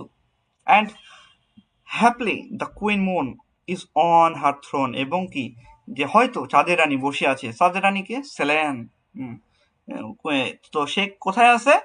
চাঁদের রানী বসে আছে তার সিংহাসনে, ইজ অন থ্রোন, তার সিংহাসনে বসে আছে। অর্থাৎ এখানে তিনি একটা পার্সনিফিকেশন করছেন মূলত, যে এই যে চাঁদকে একজন রানী হিসেবে তিনি কল্পনা করতেছেন, যিনি কিনা আকাশের সিংহাসনে তিনি বসে আছেন। এটি একটা মানে রাজকীয় এবং একটা ঐশ্বরীয় একটা চিত্রকল্প বা পার্সনিফিকেশন বলা বলা যেতে পারে। আচ্ছা, clustered around by all her starry fays, যে ঘিরে আছে, মানে যাকে কিনা সবকিছু ঘিরে আছে কি, অসংখ্য পরীরা, নক্ষত্র পরীরা, অর্থাৎ এই চাঁদকে, কবি এই নক্ষত্রগুলোকে কি পরীদের ফেস বলছে, তো সাথে তুলনা করতেছে, এবং তারা কিনা চাঁদের রানীর পাশে বসে আছে, ভিড় করে আছে। But here there is no light, কিন্তু এখানে কি নাই, কোনো আলো নাই, অর্থাৎ আকাশের উজ্জ্বলতার বিপরীতে এখন কি সেখানে কি নাই, বনের ভেতরে আছেন তিনি, এমন একটা ঘুটঘুটে অন্ধকার জায়গায় যেখানে কিনা কি নাই, কোনো আলো নাই, একদম অন্ধকার, একটা নিভৃত জায়গা। Save what from heaven is with the bridge blown. কেবল যে save word from heaven with the bridge blown, কেবল কি যে স্বর্গ থেকে বাতাসে যতটুকু আলো আনে আসে ততটুকুই বাদে, মানে অল্প কিছু আলো আছে, অর্থাৎ নাইটিঙ্গেলের যে জায়গাতে আছে সেই জায়গাতে অল্প কিছু আলো আছে এমন বোঝাচ্ছে। আচ্ছা, সেখানে কিনা মানে আলো অত পৌঁছাতে পারে না। আর হালকা বাতাস যখন হয় গাছের পাতা একটু সরে যায় তখন একটু আলো ঢুকে এমন, অর্থাৎ ওই যে অ্যামাজন বনের ভেতরে কিছু জায়গা আছে না যেখানে কিনা সূর্য আলো পড়ে না, হালকা একটু পড়ে, তো বিষয়টা হচ্ছে এমনই, ওই হালকা কিছু ডিম আলো পড়তেছে এমন। থ্রু ভার্ডুরাস গ্লোমস অ্যান্ড উইন্ডিং ওয়েস, তো এটা কিসের মধ্যে দিয়ে? সবুজ অন্ধকার ও শ্যাওলা আঁকা বাঁকা পথের মধ্যে দিয়ে, অর্থাৎ ভার্ডুরাস গ্লোম বলতে কবি হয়তো সবুজ অন্ধকার যে চিত্রকল্প তৈরি করছেন এইটা একটা আঁকা বাঁকা শ্যাওলা এমন একটা অবস্থা। তো আমরা যদি এই যে স্ট্যান্ডাটা এটা যদি একটু হালকা করে ছোট করে সামারাইজ করি তাহলে বিষয়টা এমন হয় যে কবি এখন সিদ্ধান্ত নিচ্ছেন যে তিনি এই যে মদের নেশা নয় বরং কবিতার অদৃশ্য ডানা এটা ভর করে কোথায় পৌঁছাবেন? ওই নাইটিঙ্গেলের পৃথিবীতে তিনি পৌঁছাবেন। হ্যাঁ, যদিও মানুষের বুদ্ধি বা যুক্তি তাকে কি বারবার বাস্তবতায় টেনে ধরে যে এখানে তো ফিরে আসতে হবে, তবুও তিনি এই মুহূর্তের মাঝে কল্পনা করে সেখানে পৌঁছে যান নাইটিঙ্গেলের জগতে। হ্যাঁ, সেখানে বনটা একদম অন্ধকারে ঢাকা, যেখানে কিনা চাঁদ তারারা একটা রাজকীয় সিংহাসনে বসে থাকলেও সেই যে বনটা সেখানে পাতার আড়ালে পৌঁছাতে পারতেছে না। কেবল এখানে একটা ভোরের যে স্নিগ্ধ বাতাস এটা ঝোপঝাড়ের মধ্যে পাতা সরিয়ে দেয়, তখনই কিনা হালকা একটু আলো ওর ভেতর প্রবেশ করে। বিষয়টা হচ্ছে এমনই। তো এর পরবর্তীতে কি বলতেছে 5 নাম্বার স্ট্যান্ডায় দেখেন যে I cannot see what flowers are at my feet, আমি দেখতে পাচ্ছি যে আমি দেখতে পাচ্ছি না যে কোন ফুল আমার পায়ের নিচে ফুটে আছে, অর্থাৎ এতটাই অন্ধকার মনে হচ্ছে তার কাছে যে তার পায়ের নিচে কোন যে পাতা আছে এটা তিনি বুঝতে পারতেছেন না, কোন ফ্লাওয়ারটা আছে বুঝতে পারতেছেন না। নর WhatsApp incense Hanks up on the ball, যে অথবা যে গাছের ডালপালা থেকে কি কোমল সুগন্ধ ভেসে আসছে তাও তিনি জানেন না। সফট ইনসেন্স মানে হচ্ছে ফুলের পবিত্র বা স্নিগ্ধ সুবাস, এটা তিনি বোঝাচ্ছেন। তো ডালপালা থেকে যে ঘ্রাণ আসতেছে তা কবি অনুভব করতেছেন, কিন্তু অন্ধকারের কারণে তার এই উৎসগুলো মানে এই ফুলগুলো কোথায় আছে এগুলো তিনি দেখতে পাচ্তেছেন না। But in ember darkness guess each sweet, কিন্তু এই সুগন্ধি অন্ধকারের মাঝে কি করতেছেন যে গেস অ্যান্ড সুইট, যে তিনি একটা মাধুর্য অনুভব করতেছেন, যে এমন একটা সুন্দর একটা অবস্থা। যে এখানে মূলত বিষয়টা এমন যে একটা চমৎকার মানে এই যে ইমবেল্ট ডার্কনেস মানে কি একটা চমৎকার শব্দগুচ্ছ, আর ইমবেল্ট মানে হচ্ছে যে সুগন্ধে ভরা, আবার এটি একটি মানে মৃত দেহ সংরক্ষণের যে একটা সাথে যে যুক্ত বিষয়টা এমনও, তো যা কিনা কবিকে একটা যে অবচেতন মৃত্যু চিন্তা এটা প্রতি ইঙ্গিত করতেছে। কবি না দেখেও একটা ঘ্রাণ তিনি পাচ্ছেন ফুলের, যেটা কিনা তিনি অনুমান করতেছেন, মানে ফিল করতেছেন, সোজা কথা সেন্সুয়াসনেস পুরোপুরি কাজ করতেছে। wherewith the sensible mouth endows, যা কিনা কি যে সিজনেবল মাউথ ইন্ডোজ, যেটা কিনা ঋতুমাফিক যে মাসটা সুসজ্জিত করতেছে। তো সিজনেবল মান্থ মানে কি বলতে এখানে মে মাসকে তিনি বোঝাচ্ছেন, যে প্রকৃতি একটা নির্দিষ্ট সময়ে যে একটা সৌন্দর্য উপহারগুলো দান করা হচ্ছে ইন্ডোজ, এটা দান করতেছে। তো কবি সেই বিষয়টা তিনি উপভোগ করতেছেন, অনুভব করতেছেন। The grass, the thicket and the fruit tree wild, এই যে ঘাস ঝোপঝাড় এবং বুনো ফলের যে গাছগুলো, অর্থাৎ কবি একে একে প্রকৃতির প্রত্যেকটা জিনিস উপাদানগুলো তিনি কথা বলতেছেন। মে মাসে বসন্ত বাতাস বনের ঘাস থেকে শুরু করে গভীর যে ঝোপঝাড় এবং যে বুনো ফলের যে গাছে নতুন প্রাণী যে সঞ্চয় করতেছে সবকিছু তিনি উল্লেখ করতেছেন। White hawthorn and the pastoral eglantine, যে সাদা হথর্ন ফুল এবং গ্রাম্য যে গোলাপ ইগলান্টাইন, ম্যাডাম ইগলান্টাইন, এই যে মাস্টার্সের আপনাদের কোর্সে আছে ওখানে কিন্তু একজনের নামই আছে আমাদের যে নান, তার দ্য প্রায়োরিস, তার অরিজিনাল নাম ছিল হচ্ছে ইগলান্টাইন, ম্যাডাম ইগলান্টাইন। তো সেই এগলান্টাইন মানে হচ্ছে গোলাপ। তো হোয়াইট হথর্ন সাদা হথর্ন ফুল অ্যান্ড দ্য প্যাস্টোরাল ইগলান্টাইন এবং গ্রাম্য গোলাপ, এগুলো সবই তিনি ফিল করতেছেন ঘ্রাণের মাধ্যমে। আচ্ছা, first fading violets covered up in leaves, যে পাতার আড়ালে থাকা দ্রুত ঝরে যাওয়া ভায়োলেট ফুলগুলো কি করতেছে, অ্যান্ড মিড মেইস ইল্ডেস্ট চাইল্ড, এবং মে মাসের মাঝারি সময় জ্যেষ্ঠ সন্তান। অর্থাৎ কবি এখানে মে মাসের যে শেষ দিকে ফোটা একটি বিশেষ ফুল, বড় সন্তান, ইল্ডেস্ট চাইল্ড হিসেবে তিনি এটা কি করতেছেন, তিনি এটা উল্লেখ করতেছেন। এটি মূলত মানে কি বলা হয় যে যে মাস্ক্রোস পরবর্তীতে লাইনে আসবে, এটাকে মূলত তুলে ধরতেছেন। দ্য কামিং মাস্ক্রোস, এই যে ফুটন্ত মাস্ক্রোস, ফুল অফ ওয়াইন, যা কিনা শিশিররূপী মদে একদম পুরোপুরি ভরপুর, হ্যাঁ, শিশিরের মতো করে মদে ভরপুর। The murmurous haunt of flies on summer eves, যে গ্রীষ্মের সন্ধ্যায় যেখানে অগণিত যে পতঙ্গরা কি করতেছে, গুঞ্জন করে ঘুরে বেড়াচ্ছে।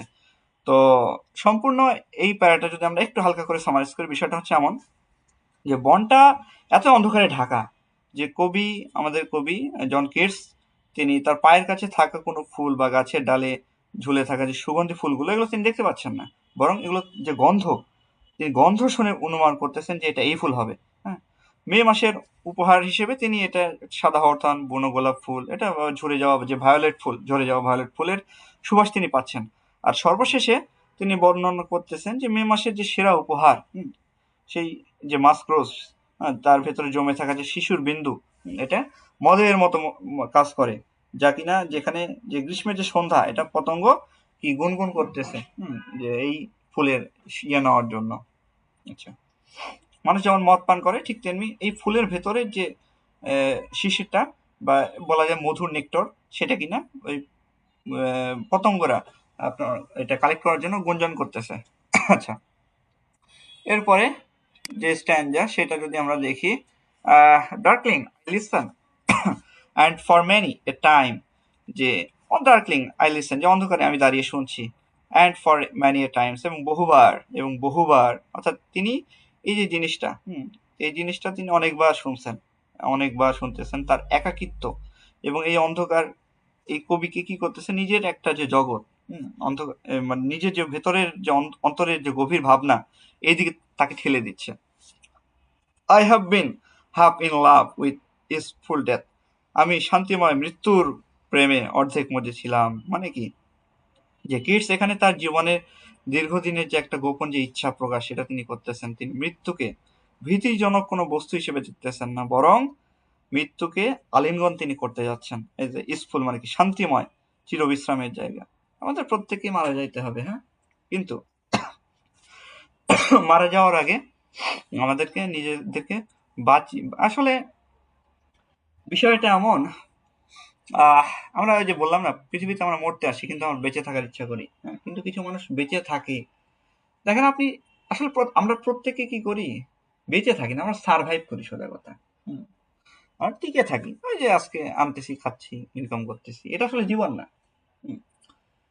ওই যে বিষয়টা হচ্ছে এমন, আপনি এমন কিছু করে যান যার কারণে কিনা আপনি ইতিহাস হয়ে থাকেন, মানুষ আপনাকে স্মরণ করে রাখে। যেমন শহীদ ওসমান হাদির কথা যদি বলি, পৃথিবী তাকে মনে রাখবে, অন্তত বাংলাদেশের জেন জি যতদিন মনে রাখবে, জেন জি এবং জেন আলফা পরবর্তী যে জেনারেশন, তারা কিন্তু মনে রাখবে যে একজন শহীদ হয়েছিলেন, হ্যাঁ, এই 5ই আগস্টের পরেও, যার নাম ছিল শহীদ ওসমান হাদি। তো আপনি যদি এখন মারা যান, আপনাকে কয়জন মানুষ মনে রাখবে? ওই আপনার হয়তো যদি ছেলে থাকে সে, তারপর নাতি, সর্বোচ্চ নাতি, তারপরে আর আপনাকে আর মনে রাখবে না। তো এই জীবনে লাভ কি, মিনিংটা কি বলেন বেঁচে থেকে? কোনো লাভ নেই। কিন্তু আমরা এই জন্য আমি বলি যে আমরা সবাই সার্ভাইভ করি, টিকে থাকি, হ্যাঁ, কিন্তু অরিজিনালি এই যে তারা বেঁচে আছে। দেখেন জন কিটস কি কবিতা লিখে গেছে, কি ধরনের কবিতা লিখে গেছে দেখেন, যার কারণে সে মরে গিয়েও এখনো পর্যন্ত জীবিত। কিন্তু বেঁচে থাকাকালীন কিন্তু তাকে কিন্তু কেউ এভাবে ব্যাখ্যাও করেনি, তার কবিতা এভাবে কিন্তু তাকে প্রশংসা করেনি। তার কারণে বিভিন্ন স্যাটারিস্ট তাকে এতবার ন্যাক্ট ক্রিটিসিজম যাকে বলা হয়, নগ্নভাবে ক্রিটিসাইজ করছে। যার কারণেই কিন্তু ওই যে আই উইপ ফর অ্যাডোনিস কবিতা লিখছে পিবি শেলি, এবং তিনি বলছেন যে জন কিটস আসলে রোগে মারা যায় নাই, জন কিটস মারা গেছে এই ক্রিটিসিজমের কারণে। এত পরিমাণে ক্রিটিসাইজ করছে যে এগুলো কোনো কবিতা হইলো, ধর এগুলো কোনো কবিতা, মানে কোনো কেউ পাবলিশই করতে চায়নি তার কবিতা। বা যারা ক্রিটিক ছিল, সাহিত্য সমালোচক, তারা এত নগ্নভাবে ক্রিটিসাইজ করছে, কিন্তু পরবর্তীতে তিনি কিন্তু নাম্বার 1 র্যাঙ্কে মানে চলে গেছেন, এমন একজন ইনফ্লুয়েন্সিয়াল রাইটার। কারণ এই যে বিষয়গুলো পরবর্তীতে অবশ্য মানে এমনও এই বিষয়টা শোনা যায় যে এই জন কিটস এবং মেটাফিজিক্যাল যে কবিতাগুলো, এগুলো যদি কেউ মানে এগুলো যদি কেউ স্যাটার করে, সম্ভবত টি.এস. ইলিয়টের কথা বলছে, হ্যাঁ? যে তাহলে তার বুঝতে হবে যে তার জ্ঞানের স্বল্পতা আছে। এই কথাটা যখন তিনি বলছেন, তার মতো একজন লিটারারি জায়ান্ট টি.এস. ইলিয়ট, তখন কি কেউ কি আর তাকে সমালোচনা করার সাহস পায়? সম্ভব না। একমাত্র তিনি এমন একজন ব্যক্তি যাকে কিনা কেউ কখনো সমালোচনা করার সাহস পায় নাই, টি.এস. ইলিয়ট, হ্যাঁ? হ্যাঁ, ফ্র্যাঙ্ক রেমন্ড লেভিস হালকা একটু স্যাটায়ার করছেন তাকে, তবে ওই পরিমাণে না, হালকা, যেটা পরবর্তীতে তিনি বলছেন যে না, তিনিও ঠিক আছেন। তো যাই হোক, আমরা পরে আলোচনায় যাই। তো এরপরে কি বলতেছে, called him soft names in many a mused rhyme, যে called him soft names in many a mused rhymes, যে কি, যে অনেক চিন্তাভাবনা কবিতায় তাকে কোমল নামে ডেকেছি, অর্থাৎ তিনি মৃত্যুকে ডাকতেছেন, পার্সনিফাই করতেছেন, তাকে একটা ব্যক্তি হিসেবে উপস্থাপন করতেছেন, যে মৃত্যুকে তিনি আহ্বান করতেছেন অনেকবার, অনেকভাবে। To take into the air my quiet breath, যে কি নিতে, যে আমার শ্বাসটুকু নিতে, যাতে সে বাতাসের সাথে মিশিয়ে দেয়, আমাদের শ্বাসটুকু যেন বাতাসে মিশিয়ে যায়, মানে কি, তার অস্তিত্ব যেন বিলীন হয়ে যায়, তিনি যেন মারা যান। Now more than ever seem it rich to die, এখন আগের চেয়ে আরো বেশি মহিমান্বিত মনে হচ্ছে মৃত্যুকে, মানে কি, বুলবুলির এই যে গানটা, নাইটিঙ্গেল পাখির যে গানটা, এটা তো একটা অপার্থিব গান, মানে তার কাছে একটা স্বর্গীয় গান। তো এই গানটা গোনার পরে কবি অনুভব করতেছেন যে এখনই মরে যাওয়া শ্রেষ্ঠ সময়, এই কল্পনার মধ্যেই। হুম তো এতে এই সৌন্দর্যের মধ্যে শিখরে এই সময়টা যদি আমরা মরে যাই, তাহলে এই মরাটা হবে অনেক বেশি রিচ, অনেক বেশি সার্থকতা আসবে। বিষয়টা হচ্ছে এমন, যারা আমরা একটু রিলিজিয়াস মাইন্ডেড, তারা আমরা মনে করি না যে সবচেয়ে ভালো মরা কি, রমজান মাসে মরা, শুক্রবারে মরা, শেষ দায় মরা, নামাজরত অবস্থায় মরা, শেষ দায় মরা। যখন বান্দাস শেষদারত অবস্থায় থাকে, তখন আল্লাহ তাআলার পায়ে, কুদরতি পায়ে সে শেষদারত অবস্থায় থাকে। আর ওই সময়ে কেউ যদি মারা যায়, তার যে মানে যে বের হয়, আত্মাটাতে বের হয়, এই যে মৌতের যে জ্বালা, এটা অনেক কম, মানে খুবই লঘু। মা যেমন মায়ের কোলে যেমন শিশুরা আহ মানে দুধ খাইতে খাইতে যেমন ঘুমিয়ে যায়, ঠিক তেমনি ওই অবস্থাতে মৃত্যু হয় প্রত্যেকে। তো আমরা ওই রকমই মৃত্যু প্রত্যেকে মানে ডিজায়ার করি বা ইচ্ছা করি, পোষণ করি। ঠিক তেমনি জন কিটস এখানে ওই রকমই একটা মৃত্যু প্রশংসা মানে সরি, মানে সে এক্সপেক্ট করতেছে যে আমি যেন এই যে কল্পনার মধ্যে যে আসি নাইটিঙ্গেলের পৃথিবীতে, এটা মরে যাওয়ার শ্রেষ্ঠ সময়। এই সময় যদি মরে যাই, তাহলে মৃত্যুটা কি হবে, সার্থক হবে, সার্থকতা আসবে। তো to cease upon the midnight with no pains, মাঝরাতের এই ক্ষণে যখন কোনো যন্ত্রণা ছাড়াই থেমে যেতে হবে, মানে থেমে যেতে, অর্থাৎ এই সময়ে মাঝরাতে নিস্তব্ধতা, তো এই সময়টা, তো পাখির গান তার মৃত্যুর ইচ্ছাটাকে আরো বেশি কি তীব্র করে তুলতেছে। While thou art pouring forth my soul abroad, যখন তুমি তোমার এই যে মানে আত্মা আর কি, অন্তরাত্মা সবখানে বিলিয়ে দিচ্ছে, অর্থাৎ এই যে যখন এখানে কি বলতেছে কবি, মৃত্যু কথা যখন ভাবতেছেন, তখন পাখি কি করতেছে, সে গানটা একদম পূর্ণ গলায়, পূর্ণ গলায় সে গাচ্ছে, উজাড় করে দিচ্ছে সব দিকে। পাখির এই যে গানটা কেবল একটা যে প্রকৃতির যে শব্দ, বিষয়টা এমন না, বরং এটা একটা ঐশ্বরিক একটা পরিবেশ তার কাছে সৃষ্টি করতেছে। ইন সাচ এ স্কেটসি, যে এটা এমন একটা কি, একটা পরম উল্লাসে সে ছড়িয়ে দিচ্ছে। Still wildest thou sing and I have earned years in vain, তো কি বলতেছে, স্টিল wildest thou sing, যে তুমি গেয়ে চলবে, তখন তুমি কি করবে, যে গেয়ে চলবে, and I have earned in vain, আর আমার গান হবে কি, অর্থহীন। অর্থাৎ কবি এখানে একটা নিষ্ঠুর একটা বাস্তবতা তিনি স্বীকার করতেছেন। কেমন এটা, যে মৃত্যুর পরে পাখি তার গান কি করবে, চালিয়ে যাবে, কিন্তু তখন শোনার মতো এই কানটা আর থাকবে না, কারণ জন কিটস যদি না থাকে, বেঁচে না থাকে, তাহলে কি তার কান কি আর থাকবে, থাকবে না। অর্থাৎ সৌন্দর্য খালি থাকলেই হবে না, এটা ফিল করার পার্সনও থাকা লাগবে। বিষয়টা এমনই, আপনার সৌন্দর্য আছে, আপনি খুবই সুন্দর, কিন্তু এটা প্রশংসা করারও লোক থাকা লাগবে। প্রকৃতি অনেক সুন্দর, ভালো লাগে, কিন্তু সবাই তার ওইভাবে প্রশংসা করতে পারে না। দেখেন, এই জিনিসটা হচ্ছে মূল বিষয়। আমরা দেখি, আমরা এক এক, কিন্তু কবিরা ফিল করে। আমরা দেখি, চোখের শান্তি নেই, কিন্তু কবিরা হৃদয়ের শান্তি নেয়। বিষয়টা হচ্ছে এমনই। আচ্ছা, তো তারা মানে মনের কান দিয়ে শোনে এবং মনের চোখ দিয়ে তারা দেখে, এক কথা ফিল করে তারা, সোজা কথা। এই জন্য সেন্সুয়াসনেস এখানে বিষয়টা আসতেছে। আচ্ছা, তো টু দাই হাই রিকুয়েম বিকাম এ সোর, তোমার এই যে উচ্চ ধরনের, হ্যাঁ, অন্ত্যেষ্টি সঙ্গীত, হ্যাঁ, রিকুয়েম মানে হচ্ছে শেষক্রিয়ার সঙ্গীত। তো সঙ্গীতের মাঝে আমি কি হয়ে গেলাম, একটা মানে মাটির একটা দোলা হয়ে থাকবো, পিণ্ড হয়ে থাকবো। রিকুইম মানে হচ্ছে একটা মৃত ব্যক্তির যে আত্মা, এটা শান্তির জন্য গাওয়া গান, শোক গান, শোকস্তবক এমন বলা হয়। তো কবি বলতেছেন যে পাখি যখন গান গাইবে তখন তা কবির কাছে এর শেষ যে বিদায় যে সুর, এর সুরের মতো শোনাবে। বিষয়টা এমনই। কিন্তু কবি যখন যখন তিনি আর থাকবেন না, বেঁচে থাকবেন না, তখন তিনি কি থাকবেন, মানে মানুষ থাকবেন না, তিনি কি থাকবেন, তিনি মিশে যাবেন কি, যে একটা মাটির সাথে, মাটির মধ্যে। বিষয়টা এমনই ভাবে, মানে তখন কি হবে না, এই গানটা, পাখির এই গানটা শোনার মতো কেউ থাকবে না। তো এই স্ট্যান্ডার্ডটা যদি একটু হাইলাইট করি ছোট করে, বিষয়টা এমন হয় যে অন্ধকারে দাঁড়িয়ে, মানে আমাদের যে কবি জন কিটস, তিনি কি বলতেছেন যে যে কবিতা, সরি, তিনি এই যে নাইটিঙ্গেলের যে গানটা, এটা তিনি উপলব্ধি করতেছেন, হ্যাঁ, এবং তার এই যে গানটা উপলব্ধি করার সাথে সাথে তিনি মৃত্যু আকাঙ্ক্ষা তার ভিতর জাগ্রত হচ্ছে, এবং তিনি ফিল করতেছেন যে এটাই কি মৃত্যুর সর্বোৎকৃষ্ট সময়, একদম রিচ, মহিমান্বিত একটা মৃত্যু হবে এই সময়টা যদি মৃত্যুবরণ করা যায়। তাই কবি চান কোনো যন্ত্রণা ছাড়াই এই মাঝরাতে, হ্যাঁ, এমন একটা সময় তিনি বাতাসে মিলিয়ে যাক তার আত্মাটা, অর্থাৎ তার শারীরিক মৃত্যুও কিন্তু তিনি উল্লেখ করে নাই, তার আত্মাটা চলে যাক, মানে শারীরিক মৃত্যু তো হবেই, হইলে কি হবে, তার আত্মাটা ফ্রি হবে, তখন এই মধ্যরাতে এই বাতাসে মিলিয়ে যাবে তার আত্মা, হ্যাঁ, সুন্দর একটা মৃত্যু, যন্ত্রণাহীন একটা মৃত্যু হবে। তো তিনি ভাবতেছেন যে কি, যে মৃত্যুর পরে পাখিটি ঠিকই থাকবে, ঠিকই গাবে, কিন্তু তিনি তো আর থাকবেন না, তার গান তো আর থাকবে না শোনার মতো। তখন তিনি কি হয়ে থাকবেন, একটা মাটির একটা পিণ্ড হয়ে থাকবেন, মাটির একটা ইয়ে সে ইয়ে হয়ে থাকবেন, তখন কিনা এই যে গানটা, এত সুন্দর যে গান, শোনার মতো কেউ থাকবে না। আচ্ছা, তো এর পরবর্তীতে পরের স্ট্যান্ডা, আর দুইটা স্ট্যান্ডাই আছে আমাদের, দুইটা স্ট্যান্ডা শেষ করে দিব আজকেই। তো পরবর্তীতে কি বলতেছে দেখেন, thou was not born for death, immortal bird, মৃত্যুর জন্য তুমি জন্মাওনি, হ্যাঁ, ইমর্টাল বার্ড, অমর পাখি। কাকে বলতেছে?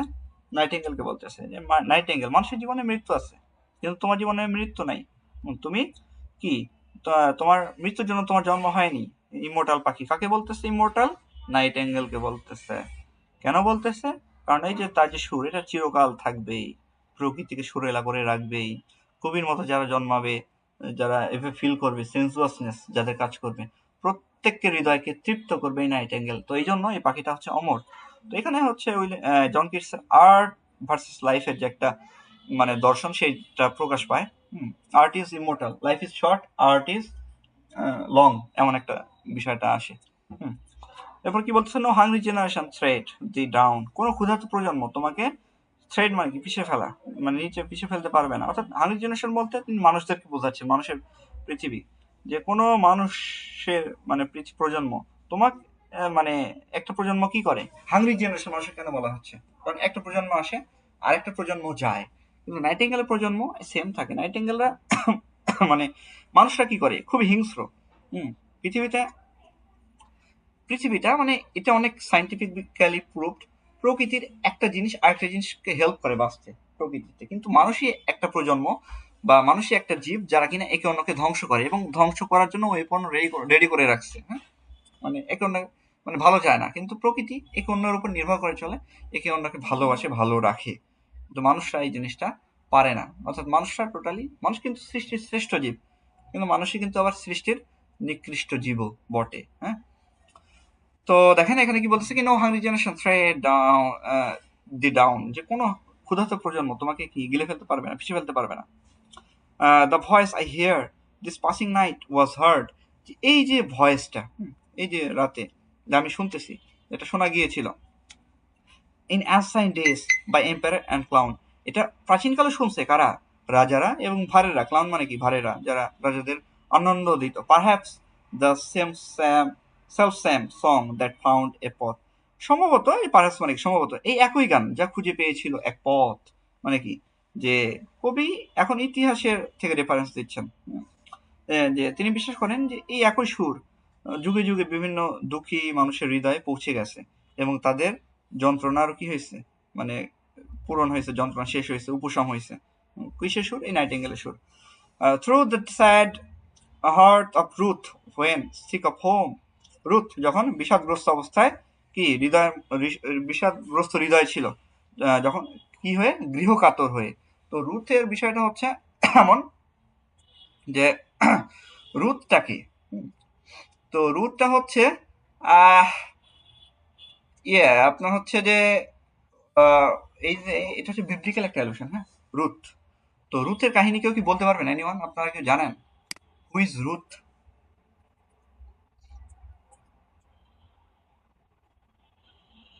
আচ্ছা, স্ক্রিন কি দেখা যাচ্ছে ক্লিয়ারলি? মেরি, বাইবেলে বর্ণিত মেরি। বিষয়টা এমন না। আচ্ছা, রুথের একটু কাহিনী বলি, হ্যাঁ? আচ্ছা, স্ক্রিনটা তো দেখা যাচ্ছে নাকি? জি, আচ্ছা দেখা যাচ্ছে। আচ্ছা, ঠিক আছে। দেখেন, রুথের বিষয়টা হচ্ছে আহ রুথ হচ্ছে একটা নারী, হ্যাঁ। তো রুথের আগের, তার একটু আগে যাই। নাওমি, হ্যাঁ, নাওমি নামে একটা মেয়ে ছিল। তো তার দুইটা পুত্র ছিল এবং তার হাজবেন্ড ছিল। তো যখন জেরুজালেম, ওই সময় তো আপনার হচ্ছে যে বেথেলহাম বলা হইতো। তো বেথেলহামে কি হইলো, খুব খরা দেখা দিল, দুর্ভিক্ষ। তখন এই নাওমি তার হাজবেন্ড এবং তার দুই ছেলেকে নিয়ে সে অন্য একটা দেশে চলে গেল, হ্যাঁ। তো যাওয়ার পরে সেই জায়গাতে তারা থাকতে শুরু করলো। তো সেখানে তার হাজবেন্ড মারা যায় এবং দুর্ভাগ্যক্রমে তার দুই পুত্র মারা যায়। কিন্তু দুই পুত্র মারা যাওয়ার আগে তাদেরকে সে বিবাহ করাইছিল। তো বড় মেয়ে যে পুত্র, তার ওয়াইফের নাম ছিল হচ্ছে অর্পা, এবং সেকেন্ড যে পুত্র, তার ওয়াইফের নাম ছিল হচ্ছে রুথ। তো দেখেন, আহ, তো যাই হোক, বলে, হ্যাঁ, নাওমি বলে যে যেহেতু আমার ছেলেরাই মারা গেছে, তোমরা এখানেই থাকো, আমি বেথেলহামে চলে যাব, আমার নিজের মাতৃভূমিতে চলে যাব। কিন্তু রুথ, যে কিনা ছোট ছেলের ওয়াইফ, সে বলছিল যে না, আমি আপনার সাথেই যাব। আমি আমার মানে স্বামীর দেশ, ওইটাই তো আমার দেশ, এখন এটা আর না। তো যাক, এই জন্য সে চলে যায়। কিন্তু পরবর্তী যাওয়ার পরে সে হোম সিকনেস ফিল করে খুবই, এবং সে যখন আহ, কি করতো, খুব কষ্টে দিন কাটাতে লাগলো। বিভিন্ন জমির যে শস্য, ওগুলো কুড়িয়ে খেতে লাগলো। তাই যাই হোক, জমির একটা মালিক, যার নাম ছিল বোয়াজ, পরবর্তী সে তাকে বিবাহ করে, রুথকে বিবাহ করে, এবং এই রুথই হয় পরবর্তীতে কিং ডেভিডের প্রপিতামহী, মানে হচ্ছে মানে দাদির মা, হুম, দাদার মা পিতামহী হয়।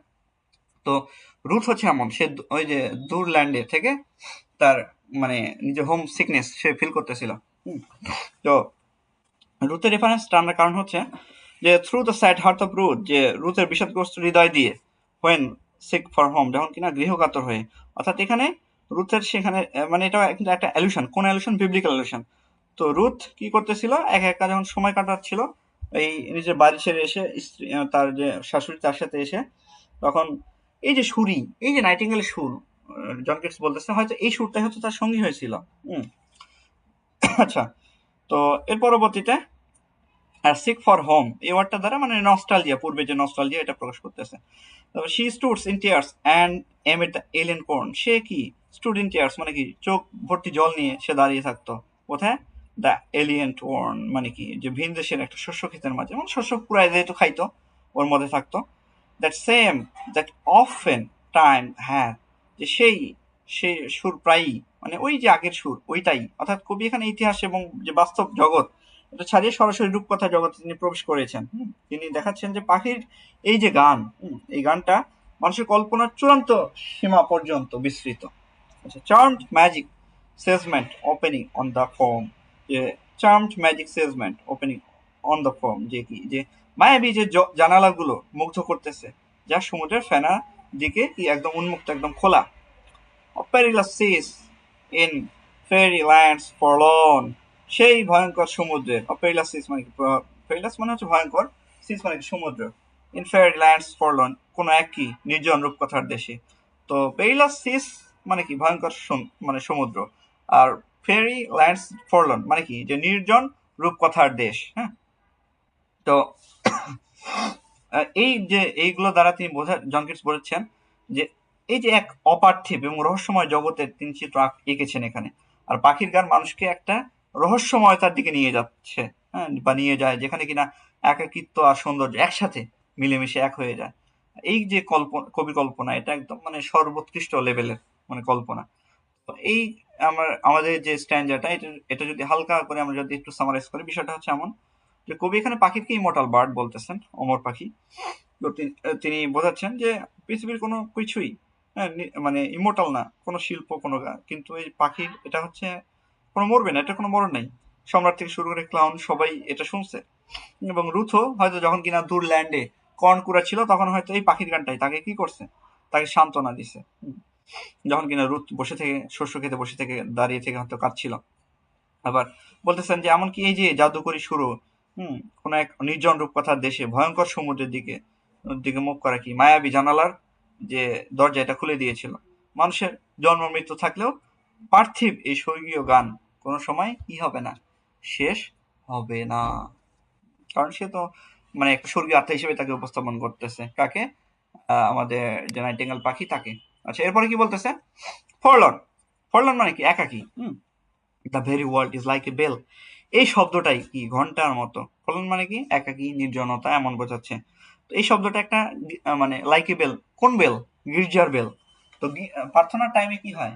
সন্ধ্যার সময় গির্জার বেল দেয়। ঠিক তেমনি এই যে ফরলন, একাকী, এই নিস্তব্ধতা, এই শব্দটাই একটা কি হয়ে যায়, একটা এই যে পরে আগের লাইন আগের মানে স্ট্যান্ডাতে কিন্তু ফোরলন ওয়ার্ডটা তিনি ব্যবহার করছেন। আর এই স্ট্যান্ডাতে এসে ওই ওয়ার্ডটাকে তিনি আরো বেশি কি করতেছেন, আরো বেশি মানে ব্যাখ্যা করতেছেন যে এই যে নির্জনতা, এই ওয়ার্ডটাই কিন্তু একটা ঘন্টার মতো। কারণ এই নির্জনতা এটা মনে পড়লেই কি হয়ে যায়, বাস্তবতা পৃথিবীতে ফিরিয়ে নিয়ে আসে। এই ঘন্টার শব্দ যেমন মানুষকে কি করে, মানুষকে সতর্ক করে যে প্রার্থনা এখন ফিরে যাইতে হবে। আর এই শব্দটা কবিকে কি করতেছে, কল্পনার জগৎ থেকে একটা বাস্তবতা জগতে ফিরিয়ে আনতেছে। To toll me back from thee to my sole self, যা আমাকে কি করতেছে তোমার কাছে, তোমার কাছ থেকে কি সেই যে নিঃসঙ্গ সত্তার কাছে এটা ফিরিয়ে নেয়। হ্যাঁ, আচ্ছা, অর্থাৎ এতক্ষণ কবি এই যে নাইটিঙ্গেল পাখির এই গানের সাথে একটা একভূত একটা অবস্থায় ছিলেন, মানে একদম ওর সাথে লেগেছিলেন। কিন্তু ফোরলন শব্দটা, এই শব্দটার আঘাতে তার ঘোরটা ভেঙে গেছে। তিনি পাখির যে কল্পনার জগৎ এটা ছেড়ে পৃথিবীর পার্থিব যে যন্ত্রণাময় জগৎ এর মধ্যে তিনি প্রবেশ করে ফেলছেন, চলে আসছেন, বাস্তবতা জগতে চলে আসছেন। অ্যাডিউ, বিদায়। The fancy cannot cheat so well, যে কল্পনা খুব বেশি কি করতে পারে না, প্রতারণা করতে পারে না। অর্থাৎ কবি বুঝাচ্ছেন যে ফ্যান্সি মানে হচ্ছে কল্পনা শক্তি বা কল্পনা, অর্থাৎ কল্পনা মানুষকে কি যে চিট সোয়েল মানে খুব বেশি শান্তি দিতে পারে না, দীর্ঘস্থায়ী শান্তি দিতে পারে না। আমরা যখন কি করি, মানুষ কল্পনা প্রবণ, তাই না? এবং আমরা এটাও বলি কল্পনার জগতে আমরা সুখী। আমরা যখন খুব দুঃখে কষ্টে থাকি তখন ভাবি যে আল্লাহ, এটা যদি এইরকম হইতো তাহলে কতই না ভালো হইতো। কল্পনা মানে নিজেকে কল্পনায় আমরা সুখী রাখতেছি। বাট ওই যে ফরলন, এই যে adieu the fancy cannot cheat so well, এই যে কল্পনা মানে খুব বেশি প্রতারণা করতে পারে না। মানে কি আমাদের বেশিক্ষণ আমাদেরকে কল্পনা জগতে ধরে রাখতে পারে না, আমাদেরকে বাস্তবতা ফিরে আসতে হবে। As she is famed to do receiving help, যেমনটি করার জন্য সে বিখ্যাত, যে এই যে রিসিভেল মানে কি প্রতারক পড়ি। অর্থাৎ কবি নিজের যে কল্পনা শক্তি, সীমাবদ্ধতাকে তিনি স্বীকার করতেছেন যে কল্পনা মানুষকে ভোলাতে পারে ঠিকই, কিন্তু সত্যকে কি করতে পারে না, কোনো সময় বদলাইতে পারে না। অ্যাডিউ অ্যাডিউ, বিদায় বিদায়, দাই প্লেইনটিভ অ্যান্থেম ফেয়ার্স, যে তোমার এই যে প্লেইনটিভ অ্যান্থেম মানে কি বিষাদময় সঙ্গীত মিলিয়ে যাচ্ছে, মানে কি বুলবুলি পাখিটা হয়তো উড়ে চলে যাচ্ছে, এমনটা বোঝাচ্ছেন তিনি। এবং এই গানটা আস্তে আস্তে ধীরে ধীরে কি হয়ে যাচ্ছে, অস্পষ্ট হয়ে যাচ্ছে।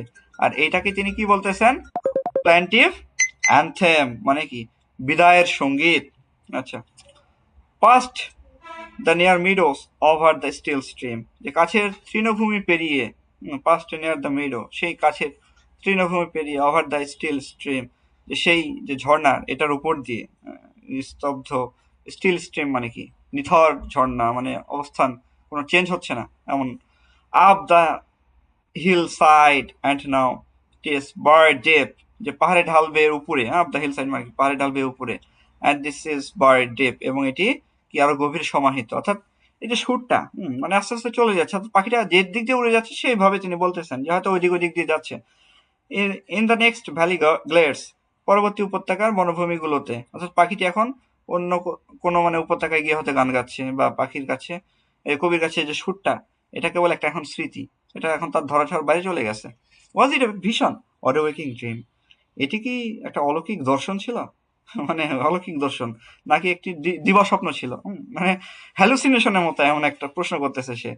What is a was it a vision, যে এটা কি একটা মানে অলৌকিক একটা দর্শন ছিল, অর এ ওয়েকিং ড্রিম, নাকি একটা মানে দিবা স্বপ্ন ছিল, দিনের স্বপ্ন ছিল। অর্থাৎ এই জায়গাতে কবি বলতেছেন যে এতক্ষণ কি তিনি জেগেছিলেন, নাকি এটা তার মানে এটা এতক্ষণ তিনি কল্পনার মধ্যে ছিলেন, নাকি এটা তার স্বপ্ন ছিল। মানে একটা সংশয় তিনি প্রকাশ করতেছেন। ফ্লেড ইজ দ্যাট মিউজিক, সেই সুরটা কি পালিয়ে গেছে? ডু আই অ্যাওয়েক অর স্লেপ, আমি কি জেগে আছি নাকি সেই সুরটা পালিয়ে গেছে। মানে ফ্লেড ইজ দ্যাট মিউজিক মানে কি সেই সুরটা পালিয়ে গেছে।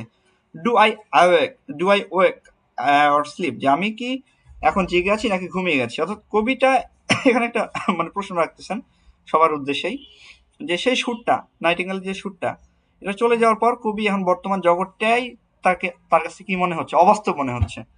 যে তিনি বুঝতে পারতেছেন না যে এই যে জেগে থাকা, তাই কি আসলে তার জীবন, নাকি পাখির সেই গানের যে স্বপ্নের জগৎটা ওইটাই সত্যি ছিল। এখন একটা মানে একটা অনিশ্চয়তার মধ্যে তিনি পড়ে গেছেন। আর এই মাধ্যমে কবিতাটা শেষ হয়। তো লাস্ট স্ট্যান্ডে যদি হালকা করে একটু সামারাইজ করি, বিষয়টা হচ্ছে এমন যে ফোরলোন একটা ওয়ার্ড তিনি ব্যবহার করছেন ওখানে। এটা একটা, এই শব্দের অর্থ নির্জনতা, একাকী, এমন। শব্দটা উচ্চারণ করার সাথে সাথে তার একটা ঘন্টার ধ্বনির মতোই, চারটে ঘন্টা ধ্বনির মতোই তার মোহভঙ্গ হয়, অর্থাৎ বাস্তব জগতে তিনি ফিরে আসেন। পাখির সেই মায়াবী যে জগৎ, সেটা থেকে তার বাস্তবতায় তিনি ফিরে আসেন। তিনি বুঝতে পারেন যে কল্পনা বা ফ্যান্সি যাকে বলছেন তিনি, মানুষকে চিরকাল ধরে রাখতে পারে না। তার যে দুঃখ কষ্ট পার্থিব জগৎ, এটা ভুলিয়ে রাখতে পারে না। পাখিটা উড়ে যাওয়ার সাথে সাথে তার এই যে গানটিও পাহাড় পর্বত উপত্যকার আড়ালে এটা চলে যায়। হয়তো অন্য জায়গায় গিয়ে গান গাচ্ছে এমন। শেষে কবি একটা দ্বিধায় পড়ে যান। হ্যাঁ, তো তিনি এখন বলেন যে এতক্ষণ তিনি যা দেখলেন তা কি কোনো একটা অলৌকিক দর্শন ছিল, নাকি একটা স্বপ্ন ছিল। তিনি বুঝতে পারেন না যে এই যে এখন যে জেগে আছেন, এটি কি আসলে মানে তিনি কি এখন আগে জেগে আছেন, নাকি তিনি ঘুমিয়ে আছেন। মানে নিজে একটা কনফিউশন ক্রিয়েট করতেছেন। বিষয়টা হচ্ছে এমন। হুম। তো এই ছিল হচ্ছে সম্পূর্ণ কবিতা। আশা করি আপনাদের কনসেপশন সম্পূর্ণ ক্লিয়ার হয়েছে। তো বলেন, ক্লিয়ার?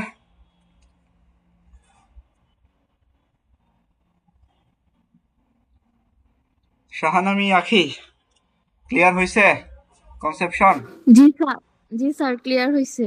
আচ্ছা, ঠিক আছে। আর মোটামুটি এই পিডিএফটার একটু কাজ আছে, আমি আধা ঘন্টার মধ্যে আপনাদের পিডিএফটা দিয়ে দিচ্ছি। হ্যাঁ, লাস্ট অল্প একটু কাজ আছে, আমি পিডিএফটা দিয়ে দিচ্ছি। তারপরে আপনারা পড়িয়েন, লাইন বাই লাইন অ্যানালাইসিস করে দেওয়া আছে আগের পিডিএফ গুলোর মতোই। ইনশাল্লাহ কোনো সমস্যা হবে না আশা করি। স্যার জি বলেন। স্যার হ্যাঁ, পিডিএফ রেকর্ড কি স্যার ক্লাসের আগে দেওয়া সম্ভব স্যার? আসলে আমি চেষ্টা করি। হ্যাঁ, মানে বিষয়টা হচ্ছে কি, মানে অনেক এক্সপ্লেনেশন, অনেক বিষয়গুলো থাকে, তো মানে এগুলো খুঁটিয়ে খুঁটিয়ে বার করতে গেলে অনেক সময় লাগে। তো এই পিডিএফ এগুলো কিন্তু আগে থেকেই তৈরি করা। হুম, এখন যে বিষয়টা হচ্ছে এমন তেমন না, এটা হচ্ছে আগে থেকেই তৈরি করা, কিন্তু এর ভিতরে আমি অনেক কিছু ইনক্লুড করতেছি। হ্যাঁ, বিভিন্ন লাইন গুলো অ্যানালাইসিস করে করে, যার কারণে মানে একটু সময়টা একটু বেশি লেগে যাচ্ছে। যার কারণে আমি হয়তো একটু আগে দিলে আপনারা হয়তো পড়ে রাখতে পারতেন, সুবিধা হতো। কিন্তু জি এটা স্যার। হয়ে উঠতেছে না। আমি চেষ্টা করতেছি। I will try G my sir. Level best. এই সামনে নির্বাচন আছে, এর মধ্যে ছুটি আছে, চেষ্টা করবো ইনশাল্লাহ। জি স্যার, মানে আগে একটু দেখে দিতে পারলে তাহলে বোঝাটা একটু তুলনামূলকভাবে সহজ হয় স্যার। জি জি, ঠিক এটাই স্যার। আছে। আমার Hossain, I will try my level আসসালামু বেস্ট আলাইকুম স্যার, একটা ইনশাল্লাহ। কথা ছিল। জি স্যার, আসসালামু আলাইকুম। ওয়ালাইকুম আসসালাম। হ্যাঁ, হাসান বলেন। আগে যেই 11টা ক্লাস হয়েছে এগুলোর পিডিএফ কোথায় পাবো? আজকে তো আমি নতুন জয়েন করলাম। আচ্ছা, ওইটার আমাদের যে ফেসবুক গ্রুপ, হ্যাঁ ওইটাতে জয়েন করছেন, প্রাইভেট গ্রুপ।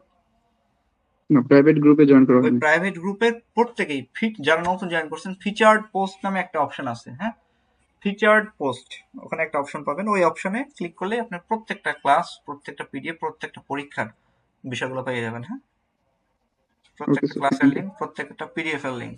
এখন একটা বিষয় ক্লিয়ার করি, সেটা অনেকে বলেন যে 6 নাম্বার ক্লাস করলাম, 6 নাম্বার ক্লাসের 6 নাম্বার পিডিএফ কই। বিষয়টা এমন না।